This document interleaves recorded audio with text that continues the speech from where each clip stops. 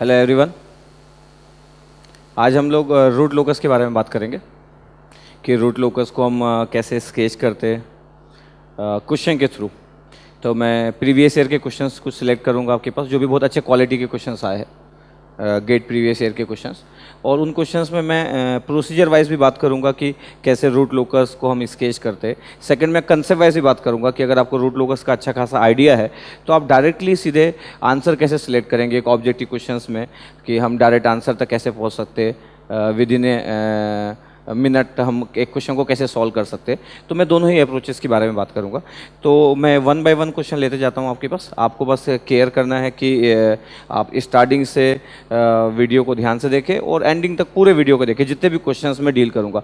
हो सकता है मैं स्टार्टिंग बहुत सिंपल क्वेश्चन से करूँ और आपको आइडिया भी हो, बट फिर भी आप ट्राई कीजिएगा कि पूरे लास्ट तक पूरे क्वेश्चंस को मैं जिस स्टाइल से कवर करते जा रहा हूँ उस स्टाइल से आप क्वेश्चन को देखते रहिए। इसमें मैं रूट लोकस कवर करूँगा, इसमें मैं कंप्लीमेंट्री रूट लोकस का भी क्वेश्चन सेलेक्ट करूंगा।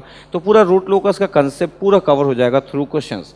तो अगर आप वन बाय वन एक क्वेश्चंस को अगर देखते जाते हो कि मैं कैसे सॉल्व कर रहा हूँ, अप्रोच कैसा है, तो मेरे को लगता है कि बहुत ही इजीली आप रूट लोकस को कवर कर सकते हैं, क्योंकि root locus one of the important topic है कंट्रोल सिस्टम का, और गेट के पॉइंट ऑफ व्यू से ये टॉपिक बहुत ही ज़्यादा इंपॉर्टेंट है। तो आप बिल्कुल केयर करें इस टॉपिक का कि मैं कैसे डील करने जा रहा हूँ।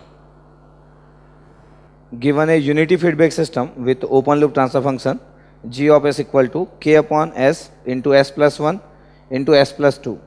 The root locus plot of the system is of the form, there are 4 root locus diagram are given. हाँ, ये हमारा question number 1, first question GATE 1992 का क्वेश्चन है।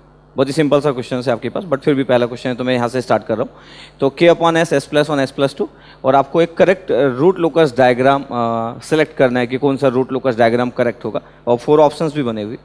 तो पहले मैं बेसिक प्रोसीजर वाइज बात करता हूँ कि एक रूट लोकस को अगर हमको ऑर्डर वाइज देखना है कि कैसे डील करना चाहिए, तो मैं पहले क्वेश्चन को प्रोसीजर वाइज बात कर रहा हूँ। फिर मैं इसमें कंसेप्ट वाइज भी बात करूँगा कि मैं डायरेक्ट आंसर लिख सकता हूँ, डायरेक्ट आंसर बता सकता हूँ कि कौन सा आंसर इस क्वेश्चन का करेक्ट है, डायरेक्टली भी। ठीक है। अभी आप जब भी एक रूट लोकस के बारे में जब भी बात करते हो, आपको एक ओपन लूप ट्रांसफर फंक्शन से रूट लोकस ड्रॉ कर दें, तो आप देख रहे हो कि हमें नंबर ऑफ पोल्स कितने हैं। तो आपको हमेशा सबसे पहले क्या करना है कि आप नंबर ऑफ पोल्स आपके पास फाइंड आउट कर लो कि नंबर ऑफ पोल्स कितने, नंबर ऑफ पोल्स कितने 3, नंबर ऑफ जीरोस कितने आपके पास 0, 3 पोल्स और नंबर ऑफ जीरोस आपके पास 0 है। सेकेंड, अगर मैं बात करूँ कि नंबर ऑफ ब्रांचेस क्या होगा आपके पास, तो नंबर ऑफ ब्रांचेस की जो वैल्यू होगी वो p के बराबर होगा और वो 3 होगा when p greater than z। जब भी आपके पास number of poles number of zero से ज़्यादा होगा तो नंबर ऑफ ब्रांचेस पोल्स के बराबर होगा। बट फिर भी इसमें मैं पॉइंट्स मेंशन कर देता हूं कि आपके पास if z greater than p, then number of branches equal to z। If p equal to z, then number of branches equal to p equal to z। 3 possibility है। जब भी किसी क्वेश्चन को सॉल्व करें, नंबर ऑफ ब्रांचेस आपको देखना है तो 3 पॉसिबिलिटी होती है, या तो पोल ज़्यादा होंगे, या तो जीरो ज़्यादा होंगे तो बराबर होंगे। अगर पोल ज़्यादा है तो नंबर ऑफ ब्रांचेस 3 होगा, नंबर ऑफ ब्रांचेस पोल्स के बराबर होगा। नंबर ऑफ जीरो ज़्यादा है तो ब्रांचेस नंबर ऑफ जीरोस के बराबर होगा, और अगर दोनों बराबर है तो number of branches equal to number of poles और नंबर ऑफ जीरोस। ये नंबर ऑफ ब्रांचेस के बारे में हुआ। थर्ड अगर पॉइंट की बात कर रहा हूँ मैं कि नंबर ऑफ एसिम्पटोट क्या होता है आपके पास, नंबर ऑफ एसिम्पटोट, तो नंबर ऑफ एसिम्पटोट का जो रिजल्ट होता है वो p माइनस z होता है।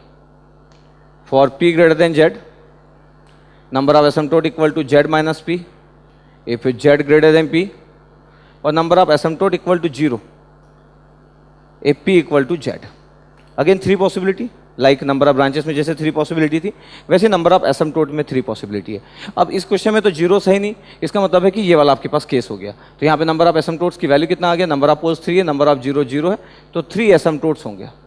तो ये डिफरेंस भी बहुत इंपॉर्टेंट है एक रूट लोकस में कि ब्रांचेस और एसिम्पटोट्स में क्या डिफरेंस होता है। अभी तो आप देख रहे हो कि दोनों सेम है, तो मैं जितने भी क्वेश्चन कवर करूंगा आपके पास one by one question cover करूंगा, उसमें मैं डिफरेंस भी दिखाऊंगा कि ये ब्रांचेस होता है और ये एसिम्पटोट होता है। तो यहाँ पे क्या दिख रहा है कि number of branches equal to number of asymptote. तो जिस भी क्वेश्चन में जीरोस नहीं होंगे किसी भी ओपन लूप ट्रांसफर फंक्शन में, वहाँ number of branches number of asymptotes के बराबर होगा, और जहाँ पे भी जीरोस प्रेजेंट होंगे वहाँ ब्रांचेस और एसिम्पटोट्स डिफरेंट होंगे, और वो कंसेप्चुअल पार्ट होगा एक रूट लोकस डायग्राम का। ठीक है, यहाँ तो अभी सेम है। तो 3 आपके पास पार्ट हुआ। फोर्थ, अगर मैं बात कर रहा हूं कि एंगल ऑफ एसिम्पटोट्स क्या होता है, तो एंगल ऑफ एसिम्पटोट्स होता है 2 alpha plus 1 into 180 degree upon p minus Z, where alpha equal to 0 1 the p minus Z minus 1। ये एंगल ऑफ एसिम्पटोट्स, जो भी एसिम्पटोट्स होंगे सबका एंगल कितना होगा, तो ये एंगल ऑफ एसिम्पटोट का रिजल्ट लिखा कि 2 alpha plus 1 180 upon p minus Z. और यहाँ पे अल्फा की वैल्यू, अल्फा कांस्टेंट है, 0 से लेके p minus Z minus 1, p 3 है, जेड 0 और 1, तो अल्फा की वैल्यू 0 से लेके कहाँ तक होगा, 2 तक होगा। तो अल्फा की वैल्यू 0 एक होगा, एक 1 होगा और एक 2 होगा। यहाँ पे ध्यान से अगर देखा जाए तो p माइनस जेड 3 है, तो 180 अपॉन 3 मतलब 60 हो गया, तो 60 मल्टीप्लाई हो रहा है 2 अल्फा प्लस 1 में। अब अल्फा की वैल्यू अगर मैं पुट करते जा रहा हूँ और एंगल ऑफ एसिम्पटोट मेरे को लिखते जाना है इस रिजल्ट में, तो अल्फा अगर मैं 0 पुट कर रहा हूँ तो एंगल ऑफ एसिम्पटोट कितना हो गया, 60 डिग्री। अल्फा अगर 1 पुट कर रहा हूँ तो एंगल ऑफ एसिम्पटोट कितना हो गया, 180 डिग्री। अल्फा अगर मैं 2 पुट कर रहा हूँ तो एंगल ऑफ एसिम्पटोट कितना हो गया, 300। ये 300, ये 3 आपके पास। तो जितने हम बोले कि एसिम्पटोट एग्जिस्ट करेंगे, हर एक एसिम्पटोट का एक एंगल होगा, एक का 60 होगा, एक का 180 होगा, एक का 300 होगा, हर एक एसिम्पटोट्स का एंगल आपके पास लिखा हुआ है। तो अभी आपके पास 4 पॉइंट्स हम कवर किए। एसिम्पटोट्स और एंगल ऑफ एसिम्पटोट पे बेस जब हम बात करते हैं तो एक इंपॉर्टेंट पॉइंट्स होता है आपके पास सेंट्रॉइड। सेंट्रॉइड जो होता है वो होता है summation of real parts of poles, summation of real parts of poles minus summation of real parts of zeros divide by p minus Z. ये सेंट्रॉइड, और एक्चुअली एसिम्पटोट का ओरिजिन है, जिस जगह से आपके पास एसिम्पटोट आपके पास ओरिजिनेट होंगे, या एसिम्पटोट जिस जगह जिस पॉइंट पे मीट करते हैं वो होता है सेंट्रॉइड। इसका मतलब है कि सेंट्रॉइड का जो ओरिजिन वाला वो पॉइंट है वो है सेंट्रॉइड। तो जो एसिम्पटोट का ओरिजिन वाला जो पॉइंट है वो सेंट्रॉइड है। तो जब भी हम रूट लोकस स्केच करते हैं तो एसिम्पटोट, ये आपके पास जो सेंट्रॉइड होता है ये भी बहुत इंपॉर्टेंट है। जैसे मेरे को अगर पता करना है कि आपके पास सेंट्रॉइड क्या क्या है, summation of real parts of poles. अब मैं बोलूँ कि अगर आपके पास जो ओपन लूप ट्रांसफर फंक्शन दिया हुआ है, उस ओपन लूप ट्रांसफर फंक्शन में आपके पास कहाँ कहाँ पे पोल्स हैं, एक पोल्स आपके पास ओरिजिन पे है, एक पोल्स -1 पे और एक पोल -2 पे। There are 3 poles. तो summation of real parts of poles क्या हो गया, एक 0, एक -1, एक -2। Summation of real parts of zeros तो है नहीं, that mean 0 divide by p minus z, p minus z तो 3 माइनस 0। इसका मतलब सेंट्रॉइड कहाँ पे आ गया, -1। ये सेंट्रॉइड -1 पे आ गया। इसका मतलब सेंट्रॉइड, नंबर ऑफ एसिम्पटोट और एंगल ऑफ एसिम्पटोट को आप कैसे यूज करेंगे, इतने पोर्शंस को मैं अगर यहाँ से रिमूव कर दे रहा हूँ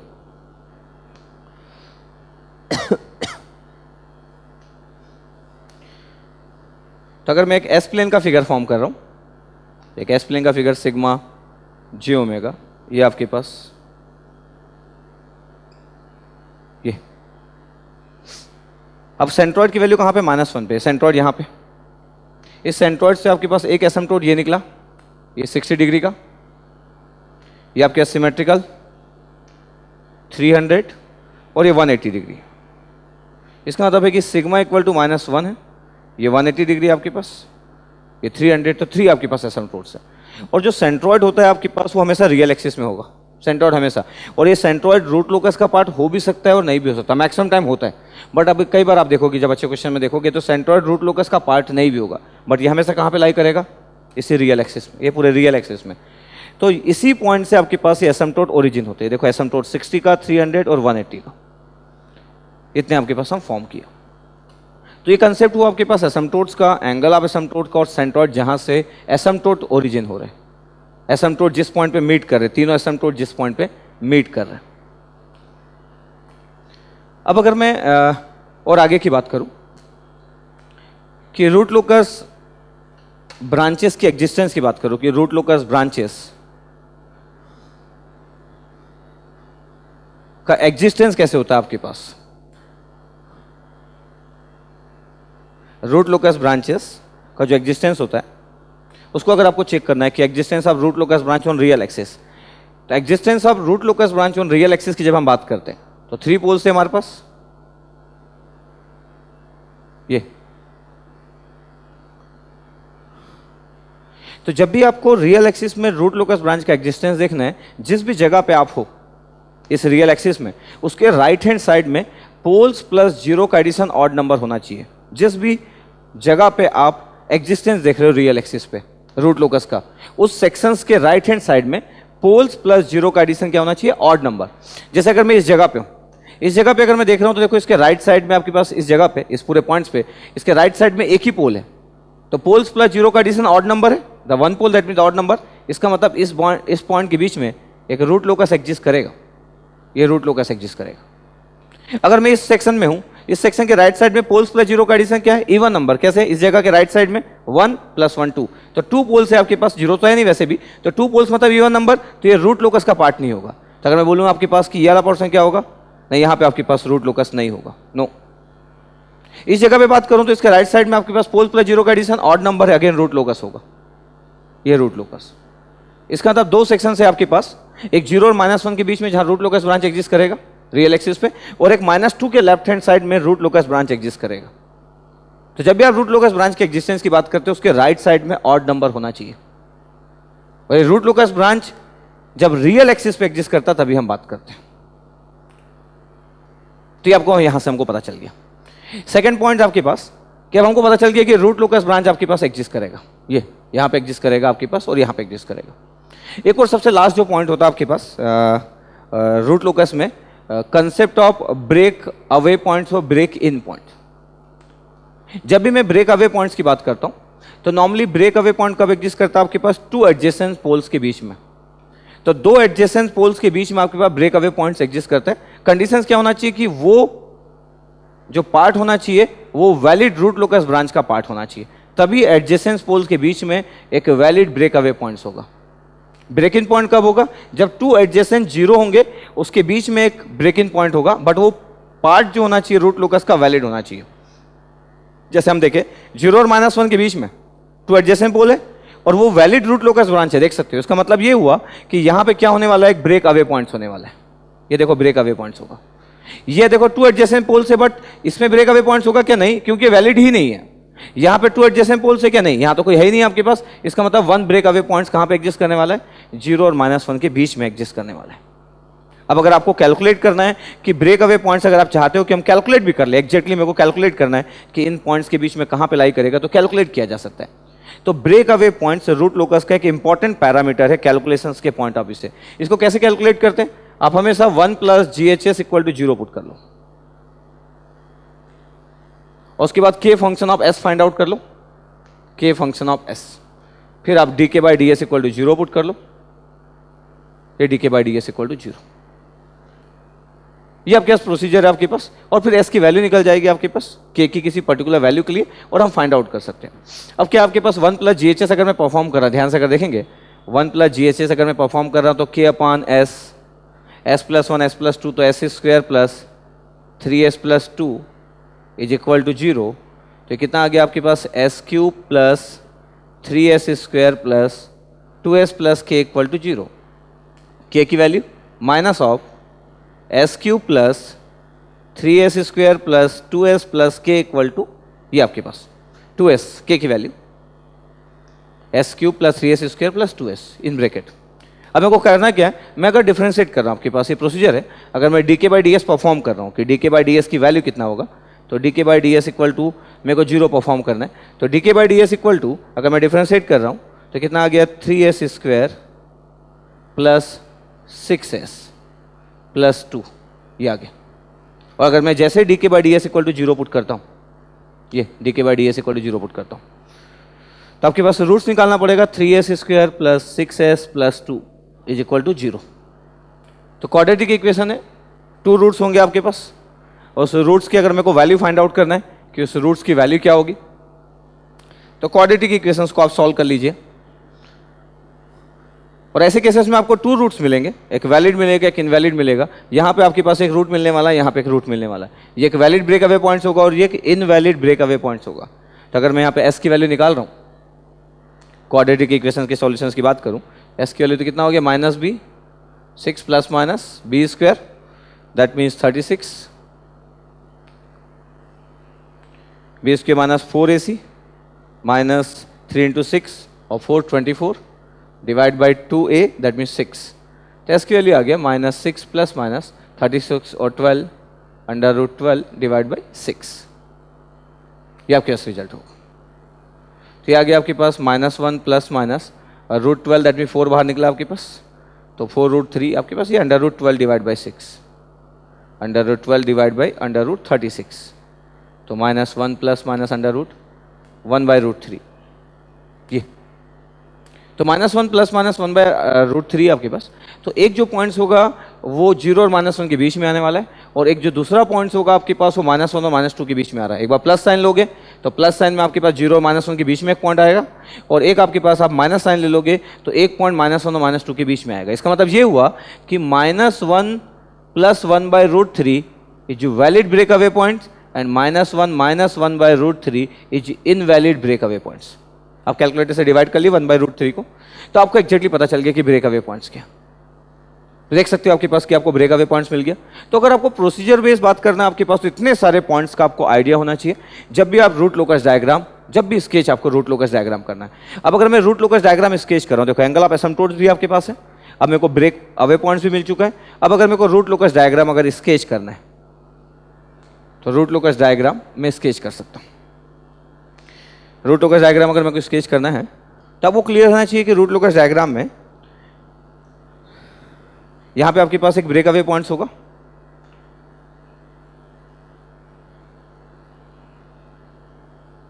तो यहां से एक ब्रांच स्टार्ट हुआ, ये यहां से स्टार्ट हुआ, और यहां पे आपके पास ये जा रहा है,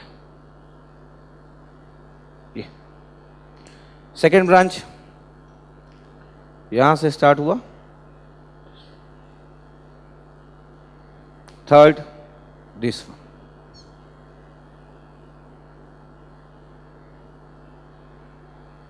यहां पे अगर हम ध्यान से देख रहे हैं, ध्यान से देखिएगा कि यहां से आपके पास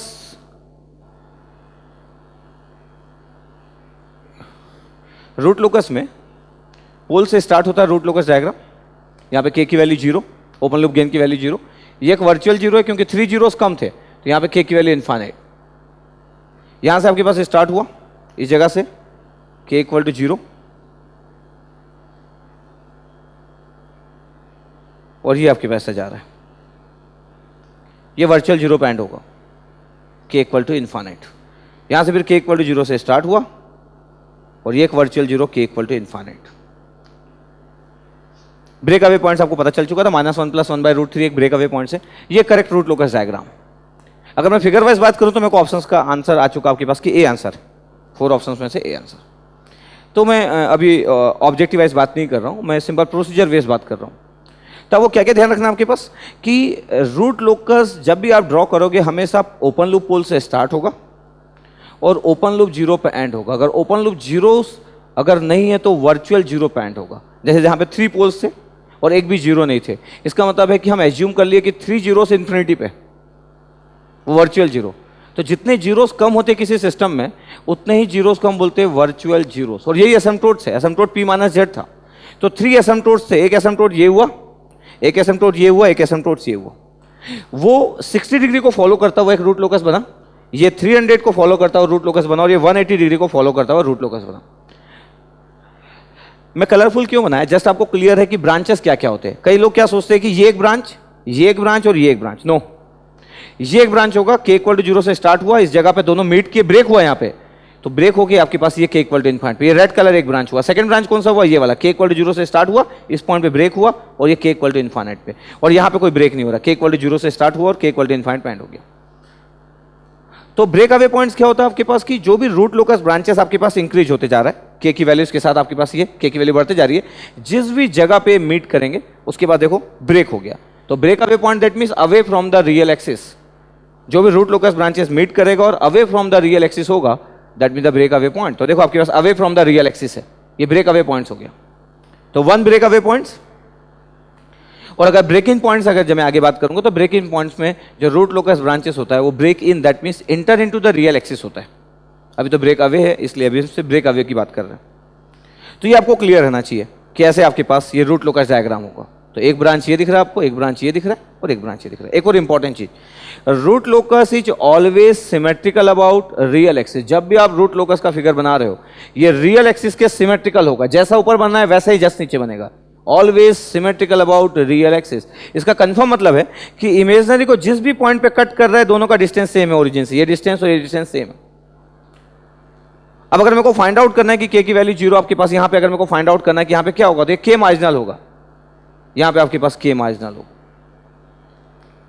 तो रूट लोकस इमेजिनरी एक्सिस को जिस भी पॉइंट पे कट करता है वहां पे सिस्टम मार्जिनल स्टेबल होता है और के मार्जिनल एग्जिस्ट करेगा।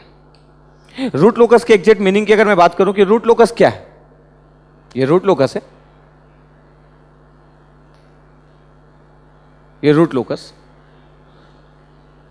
इस रूट लोकस में ये जो लोकस होता है ये होता है पाथ, और जो रूट होता है ये ओपन लूप पोल्स नहीं होता, ये क्लोज लूप पोल्स होता है, ये क्लोज लूप पोल्स। इसका मतलब क्या हो गया कि root locus describes the path और locus of close loop poles for different values of K. इसका मतलब है कि रूट लोकस में जो वेरिएबल्स होगा वो के होगा, gain of open loop transfer function. के वेरी करता है तो के वेरी करते जाता है आपके पास, और हम पोल्स को स्केच करते जाते हैं। इसका मतलब ये हुआ कि जितना भी स्ट्रक्चर दिख रहा है रूट लोकस का, पूरा का पूरा स्ट्रक्चर, हर एक एक पॉइंट को अगर मिला दिया जाए, ये सब पोल्स के कारण बना है। इनफाइनाइट नंबर ऑफ पोल्स है, के की वैल्यू 0, 0.1, 0.2, के की वैल्यू बढ़ाते जाओ, रूट लोकस स्केच होते जाएगा। तो जो भी रूट लोकस का जो पॉइंट है जो दिख रहा है आपको, ये पूरा का पूरा क्लोज लूप पोल्स है, ये ओपन लूप पोल्स नहीं है। ये ओपन लूप पोल्स तो फिक्स होते हैं, ये ओपन लूप जो पोल्स होते हैं ये इमोबाइल होते हैं, ये फिक्स पोल होते हैं। क्लोज लूप पोल्स जो होते हैं मोबाइल होते हैं। ये जो दिख रहा है स्ट्रक्चर रूट लोकस का, ये क्लोज लूप पोल्स है, ये मोबाइल पोल्स है।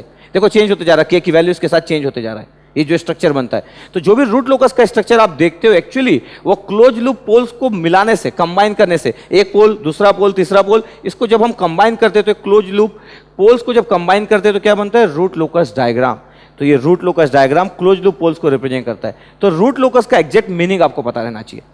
अब अगर ये क्लोज लूप पोल्स है, अगर ये क्लोज लूप पोल्स है तो कंफर्म हो गया कि इमेजिनरी एक्सिस को जिस पॉइंट पे टच करेगा इसका मतलब रूट्स यहां पे लाई करेंगे क्लोज लूप पोल्स के। तो सिस्टम क्या हो गया, मार्जिनल स्टेबल। इसके बाद अगर मैं बोलूं कि ये जो मार्जिनल के बाद वाला जो पोर्शन है जिसमें कि root locus right hand side of S plane lie कर रहा है, तो सिस्टम क्या होगा, अनस्टेबल। इसका मतलब है कि रूट लोकस को देख के स्टेबिलिटी कोई भी बता सकता है। क्यों, अगर रूट लोकस का पोर्शन अगर right hand side of S plane lie कर रहा है तो system will be unstable.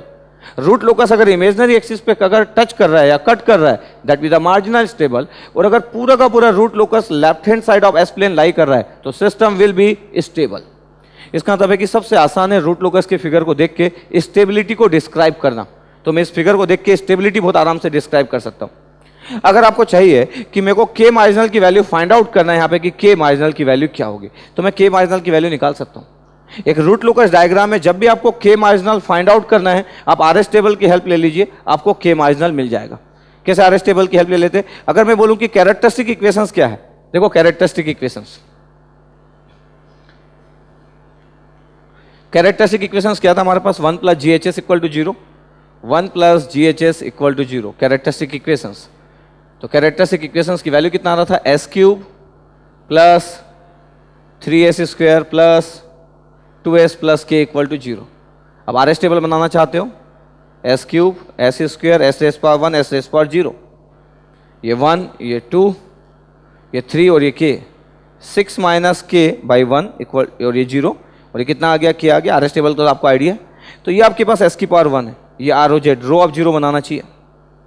Row of 0 हम तभी फॉर्म करते हैं जब आपके पास रूट्स, आपके पास नॉर्मली जब रूट्स इमेजिनरी एक्सिस को टच करते हैं।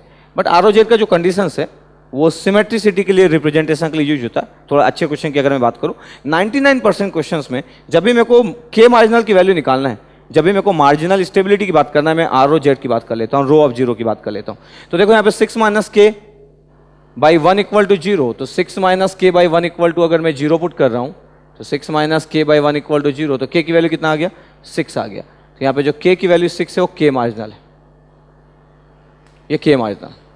अब अगर मेरे को चाहिए कि मेरे को अगर वो फ्रीक्वेंसी ऑफ ऑसिलेशन भी निकालना है सिस्टम में कि फ्रीक्वेंसी ऑफ ऑसिलेशन कितना होगा, तो देखो ऑक्सिलरी इक्वेशंस क्या है, ऑक्सिलरी इक्वेशंस है 3s² + k, और ऑक्सिलरी इक्वेशंस अगर 3s² + k है, वेयर k = कितना, 6, तो s² = कितना आ गया, -2, s की वैल्यू कितना आ गया, ±j√2। तो फ्रीक्वेंसी ऑफ ऑसिलेशन √2 रेडियन/सेकंड है।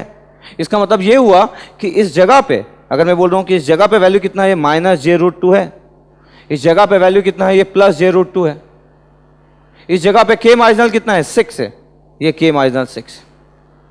तो मैं बोल सकता हूं कि k = 6 पे सिस्टम मार्जिनल स्टेबल होगा, k < 6 पे that mean 0 to 6 system stable होगा, और k > 6 system will be unstable. तो k का रेंज फाइंड आउट किया जा सकता है फ्रॉम रूट लोकस डायग्राम। तो रूट लोकस डायग्राम से भी आप स्टेबिलिटी डिस्क्राइब कर सकते हो। तो आप ये देखिए कि थर्ड ऑर्डर सिस्टम था, मैं आरएस टेबल आपके पास फॉर्म किया और सिंपल सॉल्व कर लिया।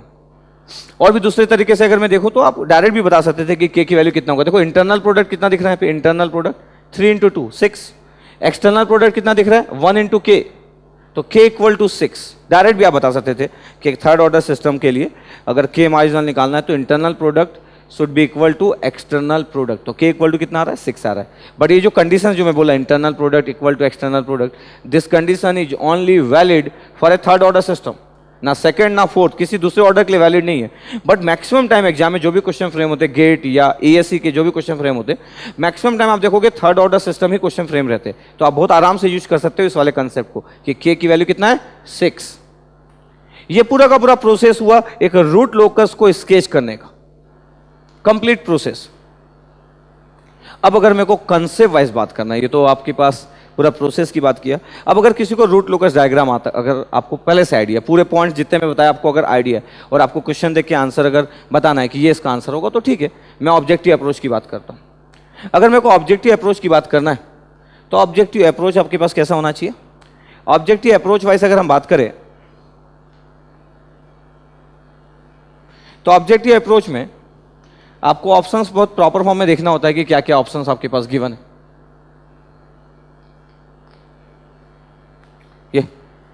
ये देखो 4 ऑप्शंस गिवन है।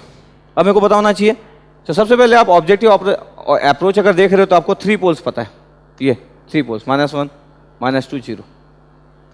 आपको ये भी पता है कि 0 -1 एक वैलिड रूट लोकस ब्रांच है क्योंकि उसके राइट साइड में नंबर ऑफ पोल्स प्लस 0 का एडिशन कितना है, ऑड नंबर, तो ये एक वैलिड रूट लोकस ब्रांच है। यहां पे ये आपका इनवैलिड रूट लोकस ब्रांच है और ये वैलिड रूट लोकस ब्रांच है।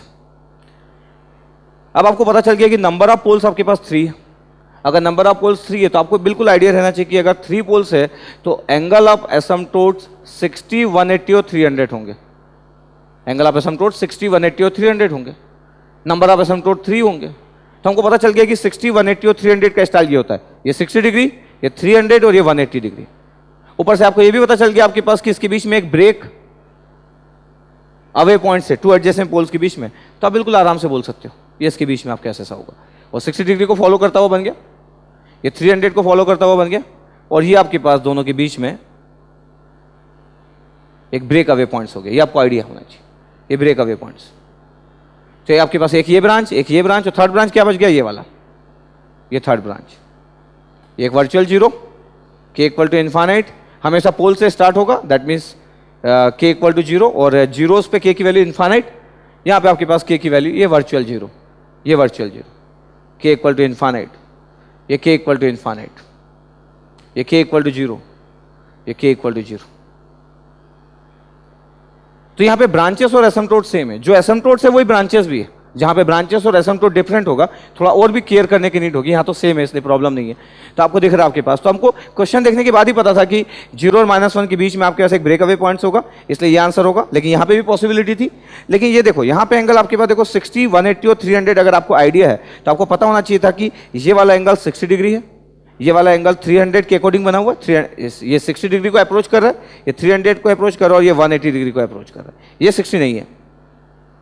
इसका मतलब है कि आपको देख के पता होना चाहिए था कि आंसर क्या है आपके पास, ए। तो अगर आपको बेसिक अगर प्रोसीजर का अगर आइडिया पहले से है तो आप किसी भी क्वेश्चंस को, एक ऑब्जेक्टिव क्वेश्चंस को आप बस 30-40 सेकंड्स में भी सॉल्व कर सकते हैं। आपको क्लियर रहना चाहिए पूरा कंसेप्ट, तो डायरेक्ट आप बता सकते थे कि आंसर ए। तो आई थिंक आपको क्लियर हुआ होगा कि एक रूट लोकस डायग्राम का बेसिक कंसेप्ट क्या होता है। फिर नेक्स्ट क्वेश्चन में और भी बात करूंगा, वैरायटी ऑफ क्वेश्चन डील करेंगे हम, तो 1 by 1 ऐसे कवर करते जाएंगे। The root locus diagram for a close loop feedback system is shown in the figure. The system is overdamped. One root locus diagram is given. Options are, first option, only if k is varying from 0 to 1. Second option, only if k is varying from 1 to 5. Third option, only if k greater than 5. Last option, if k is varying from 0 to 1 or k greater than 5. Get 2001 second question. यहाँ पे देख सकते हो कि एक root locus का figure given है, पूरे के की वैल्यूज के साथ गिवन है, और आपको ये फाइंड आउट करना है कि system will be overdamped for which values of K. Options given है आपके पास, तो के की किस वैल्यूज के लिए सिस्टम ओवरडैम्प्ड होगा ये हमको फाइंड आउट करना है, और एक रूट लोकस डायग्राम का फिगर बना हुआ है। तो हमको डैम्पिंग के बारे में आइडिया होना चाहिए अगर एक रूट लोकस से रिलेट अगर हम कर रहे हैं। अगर मैं बोलूँ कि देखो रूट लोकस में आपके पास इस फिगर से अगर मेरे को ओपन लूप ट्रांसफर फंक्शन लिखना तो बहुत ही आसान है। इस फिगर से ओपन लूप ट्रांसफर फंक्शन की वैल्यू की बात करना है GHS के अपॉन एक पोल दिख रहा है आपके पास -1 पे, दैट मीन्स S+1। सेकेंड पोल दिख रहा है आपके पास -2 पे, दैट मीन्स S+2। और एक जीरो दिख रहा है आपके पास, तो जीरो दैट मीन्स S+3, तो KS+3। ये एक ओपन लूप ट्रांसफर फंक्शन, इसकी नीड भी नहीं है ओपन लूप ट्रांसफर फंक्शन बनाए, जस्ट फिर भी तो एक रूट लोकस से देखो ओपन लूप ट्रांसफर फंक्शंस की वैल्यू आपके पास है। अब हमारा कंसेप्ट क्लियर रहना चाहिए कि रूट लोकस को जब भी मैं स्केच करता हूँ हमेशा ओपन लूप पोल से स्टार्ट होता है, that means K equal to 0, और आपके पास ओपन लूप 0 पे एंड होता है, K इक्वल टू इन्फाइनाइट। तो यहाँ पे अगर आप देख रहे हो कि आपके पास जो पोल जीरो डायग्राम है, एक पोल -1 पे, एक पोल -2 पे है, और एक जीरो आपके पास -3 पे, ऐसा।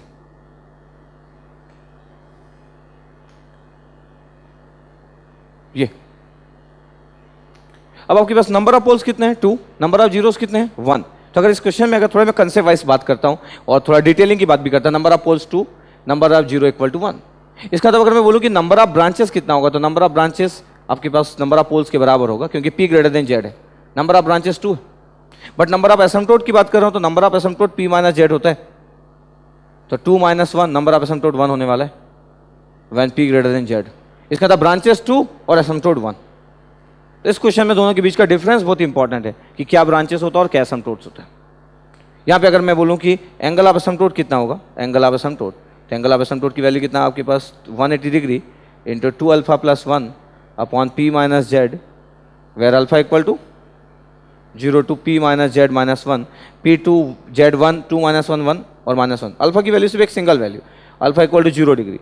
जब alpha equal to 0 degree put करूंगा, अल्फा की वैल्यू 0 पुट करूंगा, तो एंगल ऑफ एसिम्पटोट कितना आ जाएगा आपके पास 180 degree upon P minus Z। P minus Z की वैल्यू कितना है 1, तो 180 डिग्री। तो जो एक एंगल आपके पास एसिम्पटोट होगा, तो जितने एसिम्पटोट होंगे उतने ही एंगल ऑफ एसिम्पटोट होते हैं। देखो एक एसिम्पटोट एक एंगल, ऐसा नहीं हो सकता कि एक एसिम्पटोट और दो एंगल आ गए, या दो एसिम्पटोट और एक एंगल आ गया, ऐसा नहीं हो सकता। तो number of asymptote equal to आपके पास एंगल ऑफ एसिम्पटोट, इतना आपके पास हो गई।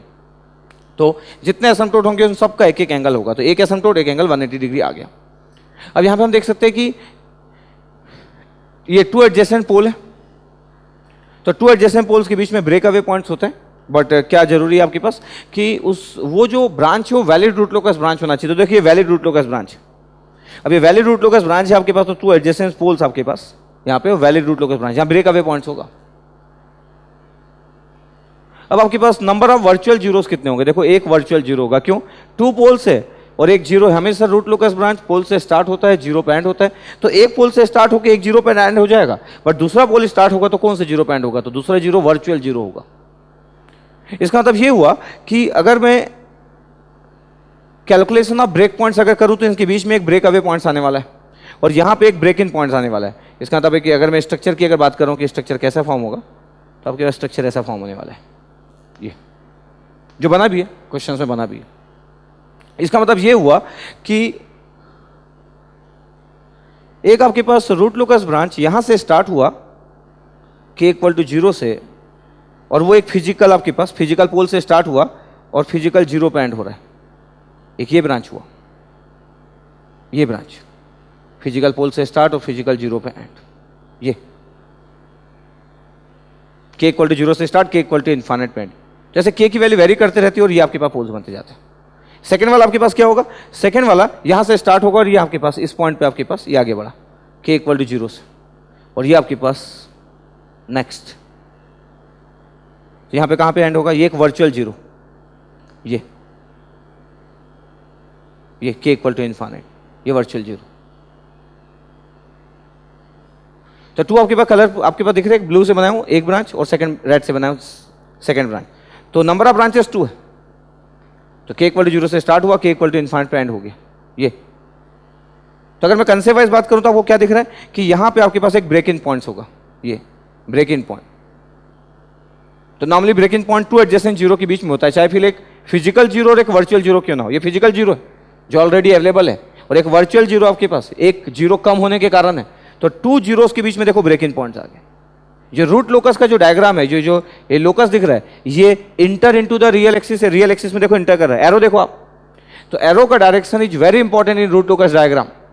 और यहां पे क्या हो रहा है, ये जो रूट लोकस है आपके पास, ये away from the real axis है, द ब्रेक अवे पॉइंट्स। तो इस जगह पे ये ब्रेक अवे पॉइंट्स, तो ऑलरेडी हमको आइडिया था आपके पास कि ये फिगर होना चाहिए, यहां पे ब्रेक अवे पॉइंट्स, यहां पे ब्रेक इन पॉइंट्स। तो एक फिगर बना हुआ है। अब आपके पास दिख रहा है कि यहां पे आपके पास ये तो जो रूट लोकस में आपके पास, अगर मैं रूट लोकस के कंसेप्ट की बात करूं कि रूट लोकस आपके पास क्या रिप्रेजेंट करता है, तो रूट लोकस में रूट जो होता है आपके पास, ये क्लोज लूप पोल्स होता है। तो क्लोज लूप पोल्स, और लोकस क्या होता है आपके पास, path. That means root locus represents the locus और path of close loop poles for different values of K from 0 to infinite. K की वैल्यू को वेरी करते जाएंगे, तो जो भी लोकस बनेगा ये क्लोज लूप पोल्स के कारण बना हुआ है। अब अगर ये क्लोज लूप पोल्स है तो मैं बिल्कुल बता सकता हूं कि रूट्स कहां कहां पे लाई करेंगे। अब देखो क्या हो रहा है कि अगर मैं बोलूं कि देखो के की वैल्यू 0 से इंक्रीज होते जा रहा है, देखो के की वैल्यू बढ़ते जा रही है, देखो लोकस ऐसा बढ़ते जा रहा है, इस जगह पे ब्रेक हो गया, जिस जगह पे मीट किए वहां पे ब्रेक हो गया, और ब्रेक होने के बाद देखो ये क्या, away from the real axis चला गया, फिर यहां पे मीट किया और inter into the real axis हो गया। इसका मतलब ये हुआ कि अगर मेरे को डैम्पिंग की बात करना है तो फिर मेरे को डैम्पिंग का अच्छा खासा आइडिया होना चाहिए। यहाँ पे देखो के की वैल्यू 1 गिवन है, यहाँ पे के की वैल्यू 5 गिवन है। तो अगर मैं के की रेंज की बात करूं कि के की वैल्यू आपके पास क्या क्या है,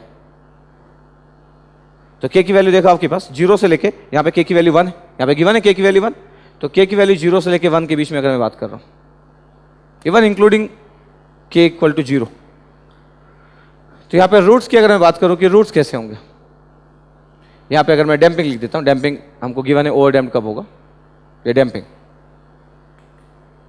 अब ध्यान देखो के इक्वल टू 0 से 1 है, ये 0 यहाँ पे, और देखो यहाँ पे 0 पे आपके पास बढ़ना चालू किया, तो ये रूट्स यहाँ जैसा होगा वैसे यहाँ पे रूट्स होगा, तो ये अनइक्वल नेगेटिव रियल रूट्स होंगे। इसका मतलब है अनइक्वल नेगेटिव रियल रूट्स। और एक अनइक्वल नेगेटिव रियल रूट्स क्या रिप्रेजेंट करता है डैम्पिंग में, ओवर डैम्प्ड, ये ओवर डैम्प्ड होगा। तो आपको सिग्निफिकेंस क्लियर रहना चाहिए कि ओवर डैम्प्ड क्या होता है। ओवर डैम्प्ड में रूट्स का बिहेवियर आपका अनइक्वल नेगेटिव रियल रूट्स होता है in case of over damped.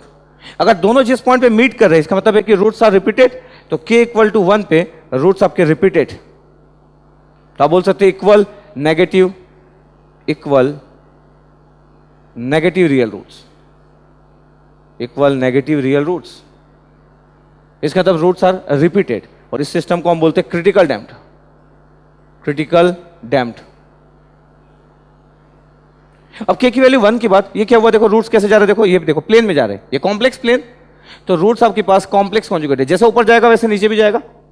Already हमको पता होना चाहिए कि root locus is symmetrical about real axis, तो रियल एक्सिस के सिमेट्रिकल, जैसे रूट्स ऊपर जा रहे हैं वैसे रूट्स नीचे भी आ रहे हैं। इसका मतलब ये कॉम्प्लेक्स कॉन्जुगेट रूट्स है, ये कॉम्प्लेक्स कॉन्जुगेट रूट्स है, यहां पे तो यहां पे एक होगा, यहां पे तो यहां पे होगा, कॉम्प्लेक्स कॉन्जुगेट रूट्स आपके पास है। कब से कब तक, के की वैल्यू 1 से लेके 5 तक, तो के की वैल्यू आपके पास हम इंक्रीज करते जा रहे हैं अप टू 5 तक। ये कॉम्प्लेक्स कॉन्जुगेट रूट्स है, कॉम्प्लेक्स कॉन्जुगेट रूट्स। और कॉम्प्लेक्स कॉन्जुगेट रूट्स अगर है, इसको सिस्टम को हम क्या बोलते हैं, अंडर डैम्प्ड, अंडर डैम्प्ड। ये के इक्वल टू 1 से लेके 5 तक। के इक्वल टू 5 पे क्या हुआ, के इक्वल टू 5 पे अगेन रूट्स मीट किए, ये इस वाले पॉइंट्स पे रूट्स फिर से यहां से भी आ रहे हैं, यहां से भी आ रहे हैं, इस पॉइंट पे मीट किए, तो आपके पास वही सेकंड पॉइंट रिपीट हो गया कि इक्वल नेगेटिव रियल रूट्स। तो ये इक्वल नेगेटिव रियल रूट्स है, इक्वल नेगेटिव रियल रूट्स, और इक्वल नेगेटिव रियल रूट्स है, इसका मतलब सिस्टम फिर से क्या होगा, क्रिटिकल डैम्प्ड होगा। अब अगर मैं के की वैल्यू से 0 से लेकर इन्फाइनाइट तक होता है, अगर मैं 5 से इंक्रीज करना चालू करूं, यहां पे के की वैल्यू 5 है, ये के की वैल्यू 5, अब 5 से इंक्रीज करना चालू, 6 7 8 9 10 अप टू इन्फाइनाइट, सेम वैसे इस साइड भी ऐसे होगा। अगेन रूट्स क्या हो रहे हैं आपके पास, unequal and negative real roots, unequal है, यहां एक रूट्स, यहां एक रूट्स, यहां एक रूट्स, यहां root, negative unequal real roots. तो के ग्रेटर देन 5 पे up to infinite, K greater than 5 up to infinite क्या रूट्स हो रहे हैं आपके पास, unequal negative real roots, unequal negative real roots. और अनइक्वल नेगेटिव रियल रूट्स अगर है आपके पास, तो सिस्टम्स क्या होगा आपके पास, ओवरडैम्प्ड। तो हमारे क्वेश्चन में गिवन था कि सिस्टम ओवरडैम्प्ड कब होगा आपके पास, ये जब आपके पास roots negative unequal real roots होंगे। तो अगर आपको ये तो मैं पूरा एक्सप्लेन किया, अगर आपको पहले से आइडिया था तो क्वेश्चन का आंसर तो तुरंत आपको पता था, क्योंकि के की वैल्यू ऑलरेडी गिवन थी। अगर के गिवन नहीं होता तो फिर क्वेश्चन और भी अच्छा होता कि आपको पहले के निकालना होता। के ऑलरेडी गिवन था तो आपको पता था कि ओवरडैम्प्ड के लिए यहाँ पे होना चाहिए पोजीशन, तो ये के 0 और यहाँ पे 1 है तो 0 से 1 के बीच में होना चाहिए। यहाँ पे के की वैल्यू 5 है और ये इन्फाइनाइट है तो 5 से इन्फाइनाइट के बीच में होना चाहिए। ये डी ऑप्शंस। आप 1 को इंक्लूड नहीं कर सकते, जैसे आपके पास 0 इंक्लूडेड है, 1 इंक्लूड नहीं, 1 पे क्रिटिकल डैम्प्ड है, 0 पे नहीं है आपके पास, ये 0 से स्टार्ट हो रहा है। तो 0 to 1 ओवरडैम्प्ड, के ग्रेटर देन 5 ओवरडैम्प्ड। तो ऐसे हम कोई भी एक क्वेश्चन क्रिएट किया जा सकता था ऐसा क्वेश्चन। यहाँ पे क्वेश्चन में अगर क्रिटिकल डैम्प्ड होता तो हमारा आंसर होता के इक्वल टू 1 एंड के इक्वल टू 5। अगर यहाँ पे 1 से लेके 5 तक की अगर मैं बात करूँ, अगर सिस्टम में अंडर डैम्प्ड क्वेश्चन में पूछा होता तो के का रेंज 1 से लेके 5 के बीच में होता, भी आंसर हो जाता। इसका मतलब क्वेश्चन पे डिपेंड करता कि आपके पास आंसर कौन सा होने वाला है। तो आपको डैम्पिंग का पूरा आइडिया होना चाहिए कि डैम्पिंग में रूट्स का बिहेवियर क्या होता है। तो इस टाइप का क्वेश्चन एग्जाम में और भी आ सकता है कि एक रूट लोकस का फिगर बना हो और आपको फाइंड आउट करना। ये पूरा का पूरा फिगर देखो स्टेबल है। क्यों स्टेबल फिगर है? पूरे के पूरे जो रूट लोकस का बिहेवियर है वो left hand side of S plane है। इसका मतलब के की किसी भी वैल्यू के लिए सिस्टम अनस्टेबल हो सकता नहीं, के की हर वैल्यू के लिए सिस्टम स्टेबल होगा from 0 to infinite. Even undamped भी किसी वैल्यू पे नहीं है। देखो damping ratio equal to 0, that means the undamped वो किसी वैल्यू पे नहीं है। सिर्फ आपके पास सिस्टम ओवरडैम्प्ड है या क्रिटिकल डैम्प्ड है या अंडर डैम्प्ड है। तो सिस्टम हमेशा स्टेबल है for any positive values of के। तो आपको इतना आइडिया होना चाहिए। तो आई होप कि आपको क्लियर हुआ होगा कि आपको पास यहाँ पे डैम्पिंग कैसे हम देख सकते हैं करके। ये unity feedback system is given as G of S equal to K into 1 minus S divide by S into S plus 3। Indicate the correct root locus diagram. There are 4 root locus diagram in different options. Next question from GATE 2005. Open loop transfer function given है k into 1 minus s upon s, s plus 3, और हमको एक correct root locus diagram select करना है कि कौन सा आपके पास एक करेक्ट रूट लोकस डायग्राम होगा। तो आपके पास ऑप्शंस बने हुए रूट लोकस डायग्राम के। अब ध्यान देखिएगा आपके पास कि जब भी हम रूट लोकस की बात कर रहे हैं तो हमारे ओपन लूप ट्रांसफर फंक्शन का जो स्टाइल होना चाहिए वो एकदम प्रॉपर फॉर्मेट में होना चाहिए। दैट मीन्स अगर जी ऑफ एस अगर आपके पास गिवन है k into 1 minus s upon S S plus 3, और अगर मैं इसको ऐसा लिख दूँ जी डेस s equal to minus k s minus 1 upon S S plus 3, both are same, but appropriate form of this open loop transfer function will be second one, the second one। दोनों देखने में same है, minus k s minus 1 लिख रहा हूँ। तो इसका मतलब ये हुआ कि आपको और भी केयर करना चाहिए। अगर पूरे साइन पॉजिटिव होते तब तो कोई प्रॉब्लम नहीं है, लेकिन अगर आपके पास साइन अगर चेंज है तो आपको केयर करना है कि साइन एस के साथ का कोफिशिएंट है क्या। तो अगर एस में अगर नेगेटिव साइन आपके पास अगर है तो आपको एस का साइन पॉजिटिव बनाना है। The proper representation in case of root locus. जैसे ही माइनस के आया आपके पास तो this minus K represent the complementary root locus, और this complementary root locus is different compare to root locus diagram. Question में कभी मेंशन नहीं होगा कि कंप्लीमेंट्री रूट लोकस निकालना है, चाहे वो रूट लोकस हो चाहे वो कंप्लीमेंट्री रूट लोकस हो। क्वेश्चन में सिर्फ मेंशन होगा find the root locus diagram. आपको क्लिक करना चाहिए और क्लियर होना चाहिए। तो किसी भी क्वेश्चन में अगर इस फॉर्मेट में अगर लिखा हुआ आपके पास minus K, that mean this minus K represent the complementary root locus and K is varying from 0 to infinite. जो ओपन लूप गेन है आपके पास वो 0 से इनफाइनाइट वेरी कर रहा है। तो रिप्रेजेंटेशन से हमको क्लियर रहना चाहिए कि कंप्लीमेंट्री रूट लोकस का स्टाइल कैसे होता है, और इतना ही आपको क्लियर अगर है आपके पास तो इतने से आपका हो जाएगा। अभी मैं ये डिस्कस नहीं कर रहा कि माइनस के एस माइनस 1 ऐसा करने से कंप्लीमेंट्री रूट लोकस क्यों हुआ, क्योंकि मैं कोई थ्योरेटिकल टॉपिक अभी थ्योरेटिकल बात नहीं कर रहा हूँ, मैं क्वेश्चन वाइज बात कर रहा हूँ कि अगर आपके पास साइन अगर चेंज है तो आप प्रॉपर केयर करें कि रिप्रेजेंटेशन वाइज एक ओपन लूप ट्रांसफर फंक्शन को हम कैसे रिप्रेजेंट करते हैं। इतना अगर आपको क्लियर है तो आपको बिल्कुल जितने भी क्वेश्चन फ्रेम हुए हैं आज तक या आगे क्वेश्चन फ्रेम होंगे, इतने से आपसे कंप्लीमेंट्री रूट लोकस बिल्कुल बन जाएगा क्वेश्चन। अब हम बात करते हैं कि कंप्लीमेंट्री रूट लोकस और रूट लोकस में क्या डिफरेंसेस है आपके पास जो इस क्वेश्चन के लिए इंपॉर्टेंट होंगे। अब अगर मैं ध्यान से बात करूं इस क्वेश्चन में कि नंबर ऑफ पोल्स कितने हैं आपके पास, यहाँ पे नंबर ऑफ पोल्स कितने हैं 2, नंबर ऑफ जीरो कितने हैं आपके पास 1। तो अगर मैं नंबर ऑफ ब्रांचेस की बात करूं तो number of branches equal to P होगा, because number of poles greater number of zero, same as root locus. ये रूट लोकस में भी ऐसे ही होता है, यहाँ पे भी ऐसे होगा। नंबर ऑफ एसिम्पटोट की अगर मैं बात करूं तो number of asymptote p minus z होगा, that means 2 minus 1, that means 1 when p greater than z। ये भी इसका मतलब नंबर ऑफ ब्रांचेस और नंबर ऑफ एसिम्प्टोट का calculation same, root locus complementary root locus दोनों में सेम, बिल्कुल कोई डिफरेंस नहीं हुआ। जहां पे डिफरेंस आता है वहां बात करते हैं कि एंगल ऑफ एसिम्प्टोट की बात करते हैं, ये इंपॉर्टेंट है। एंगल ऑफ एसिम्प्टोट होता है 180 into 2 alpha upon p minus Z, where alpha equal to 0 1 up to p minus Z minus 1। इसका मतलब अगर ध्यान से देख रहे हो एंगल ऑफ एसिम्प्टोट में, तो जो न्यूमरेटर का टर्म्स है ये इवन मल्टीपल्स ऑफ 180 डिग्री है। In case of root locus क्या होता है, ये 180 into 2 alpha plus 1, that means the odd multiples of 180 degree. ये डिफरेंस है आपके पास एक रूट लोकस और एक कॉम्प्लीमेंट्री रूट लोकस डायग्राम में, कि एंगल ऑफ एसिम्प्टोट दोनों में डिफरेंट होता है। तो ये आपको केयर करना है। अब अगर आपके पास अल्फा की वैल्यू मैक्सिमम कितना होगा, p minus Z minus 1, p equal to 2 z equal to 1 minus 1, तो ये 0 आ गया। तो अल्फा की सिर्फ एक ही वैल्यू होगी, अल्फा इक्वल टू 0। वैसे भी नंबर ऑफ एसिम्प्टोट 1 है तो उसका एक ही एंगल होगा। तो जैसे ही मैं अल्फा 0 पुट करता हूं तो एंगल ऑफ एसिम्प्टोट कितना आ जाएगा आपके पास, 0 degree for alpha equal to 0। एक ही एसिम्प्टोट और उसका एंगल भी 0 डिग्री। यही अगर रूट लोकस डायग्राम होता तो इसका एंगल ऑफ एसिम्प्टोट कितना हो जाता, 180 डिग्री हो जाता। क्यों, 2 अल्फा प्लस 1 में अगर मैं अल्फा 0 पुट करता तो 180 डिग्री देखने को मिलता है। इसका मतलब जब जब नंबर ऑफ एसिम्प्टोट 1 होगा और रूट लोकस में एंगल ऑफ एसिम्प्टोट 180 डिग्री होगा, कॉम्प्लीमेंट्री रूट लोकस में एंगल ऑफ एसिम्प्टोट 0 डिग्री होगा। अभी दोनों के बीच में जब मैं रूट लोकस डायग्राम की बात करूंगा, यहाँ पे कॉम्प्लीमेंट्री रूट लोकस डायग्राम की अच्छे से स्पेसिफाई भी करूंगा इस चीज को और भी। तो देखो आपके पास एंगल ऑफ एसिम्प्टोट भी मिल गया। अब अगर मैं सेंट्रॉइड की बात करूं कि सेंट्रॉइड कहाँ पे होगा आपके पास, तो सेंट्रॉइड का जो डेफिनेशन होता है वो क्या होता है आपके पास, centroid summation real parts of poles minus summation real parts of zeros divide by p minus z. अब summation real parts of poles की बात करूं तो पोल्स कहाँ पे, एक पोल ओरिजिन पे और एक पोल -3 पे, दोनों का ऐड किया तो कितना हो गया, -3 माइनस समेसन ऑफ आपके पास रियल पार्ट्स ऑफ 0 0 तो सिर्फ एक ही जगह पे 1 पे, वो भी राइट हैंड साइड में सिर्फ 1 पे, डिवाइड बाय 2 माइनस 1। तो सेंट्रॉइड कहाँ पे आ रहा है, -4 पे। और सेंट्रॉइड क्या होता है आपके पास, जो एसिम्प्टोट जिस पॉइंट पे मीट करते हैं आपके पास, तब यहाँ तो एक ही एसिम्प्टोट है, तो जिस पॉइंट पे एसिम्प्टोट आपके पास मीट करते हैं, एसिम्प्टोट का जो ओरिजिन पॉइंट होता है वो होता है सेंट्रॉइड। और सेंट्रॉइड के बारे में बहुत ही इंपॉर्टेंट है कि सेंट्रॉइड हमेशा रियल एक्सिस का पार्ट होगा, रियल एक्सिस में एग्जिस्ट करता है, चाहे वो नेगेटिव चाहे पॉजिटिव। सेंट्रॉइड में और may not be part of root locus. 90% cases में सेंट्रॉइड रूट लोकस का पार्ट होता है। कुछ स्पेशल क्वेश्चन जहां पे आपके पास अच्छे क्वेश्चन फ्रेम होते हैं वहां सेंट्रॉइड हो सकता है रूट लोकस का पार्ट ना भी हो, तो आपको क्लियर रहना चाहिए। ऐसा नहीं कि सेंट्रॉइड -4 आ गया इसका मतलब -4 के अराउंड में रूट लोकस डायग्राम होगा, ऐसा बिल्कुल नहीं है। यहां बात भी करेंगे अपन।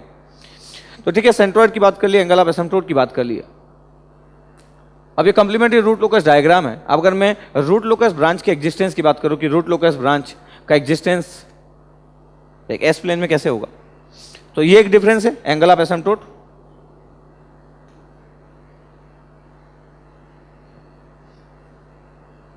अब रूट लोकस डायग्राम क्या मैं बात कर रहा हूं,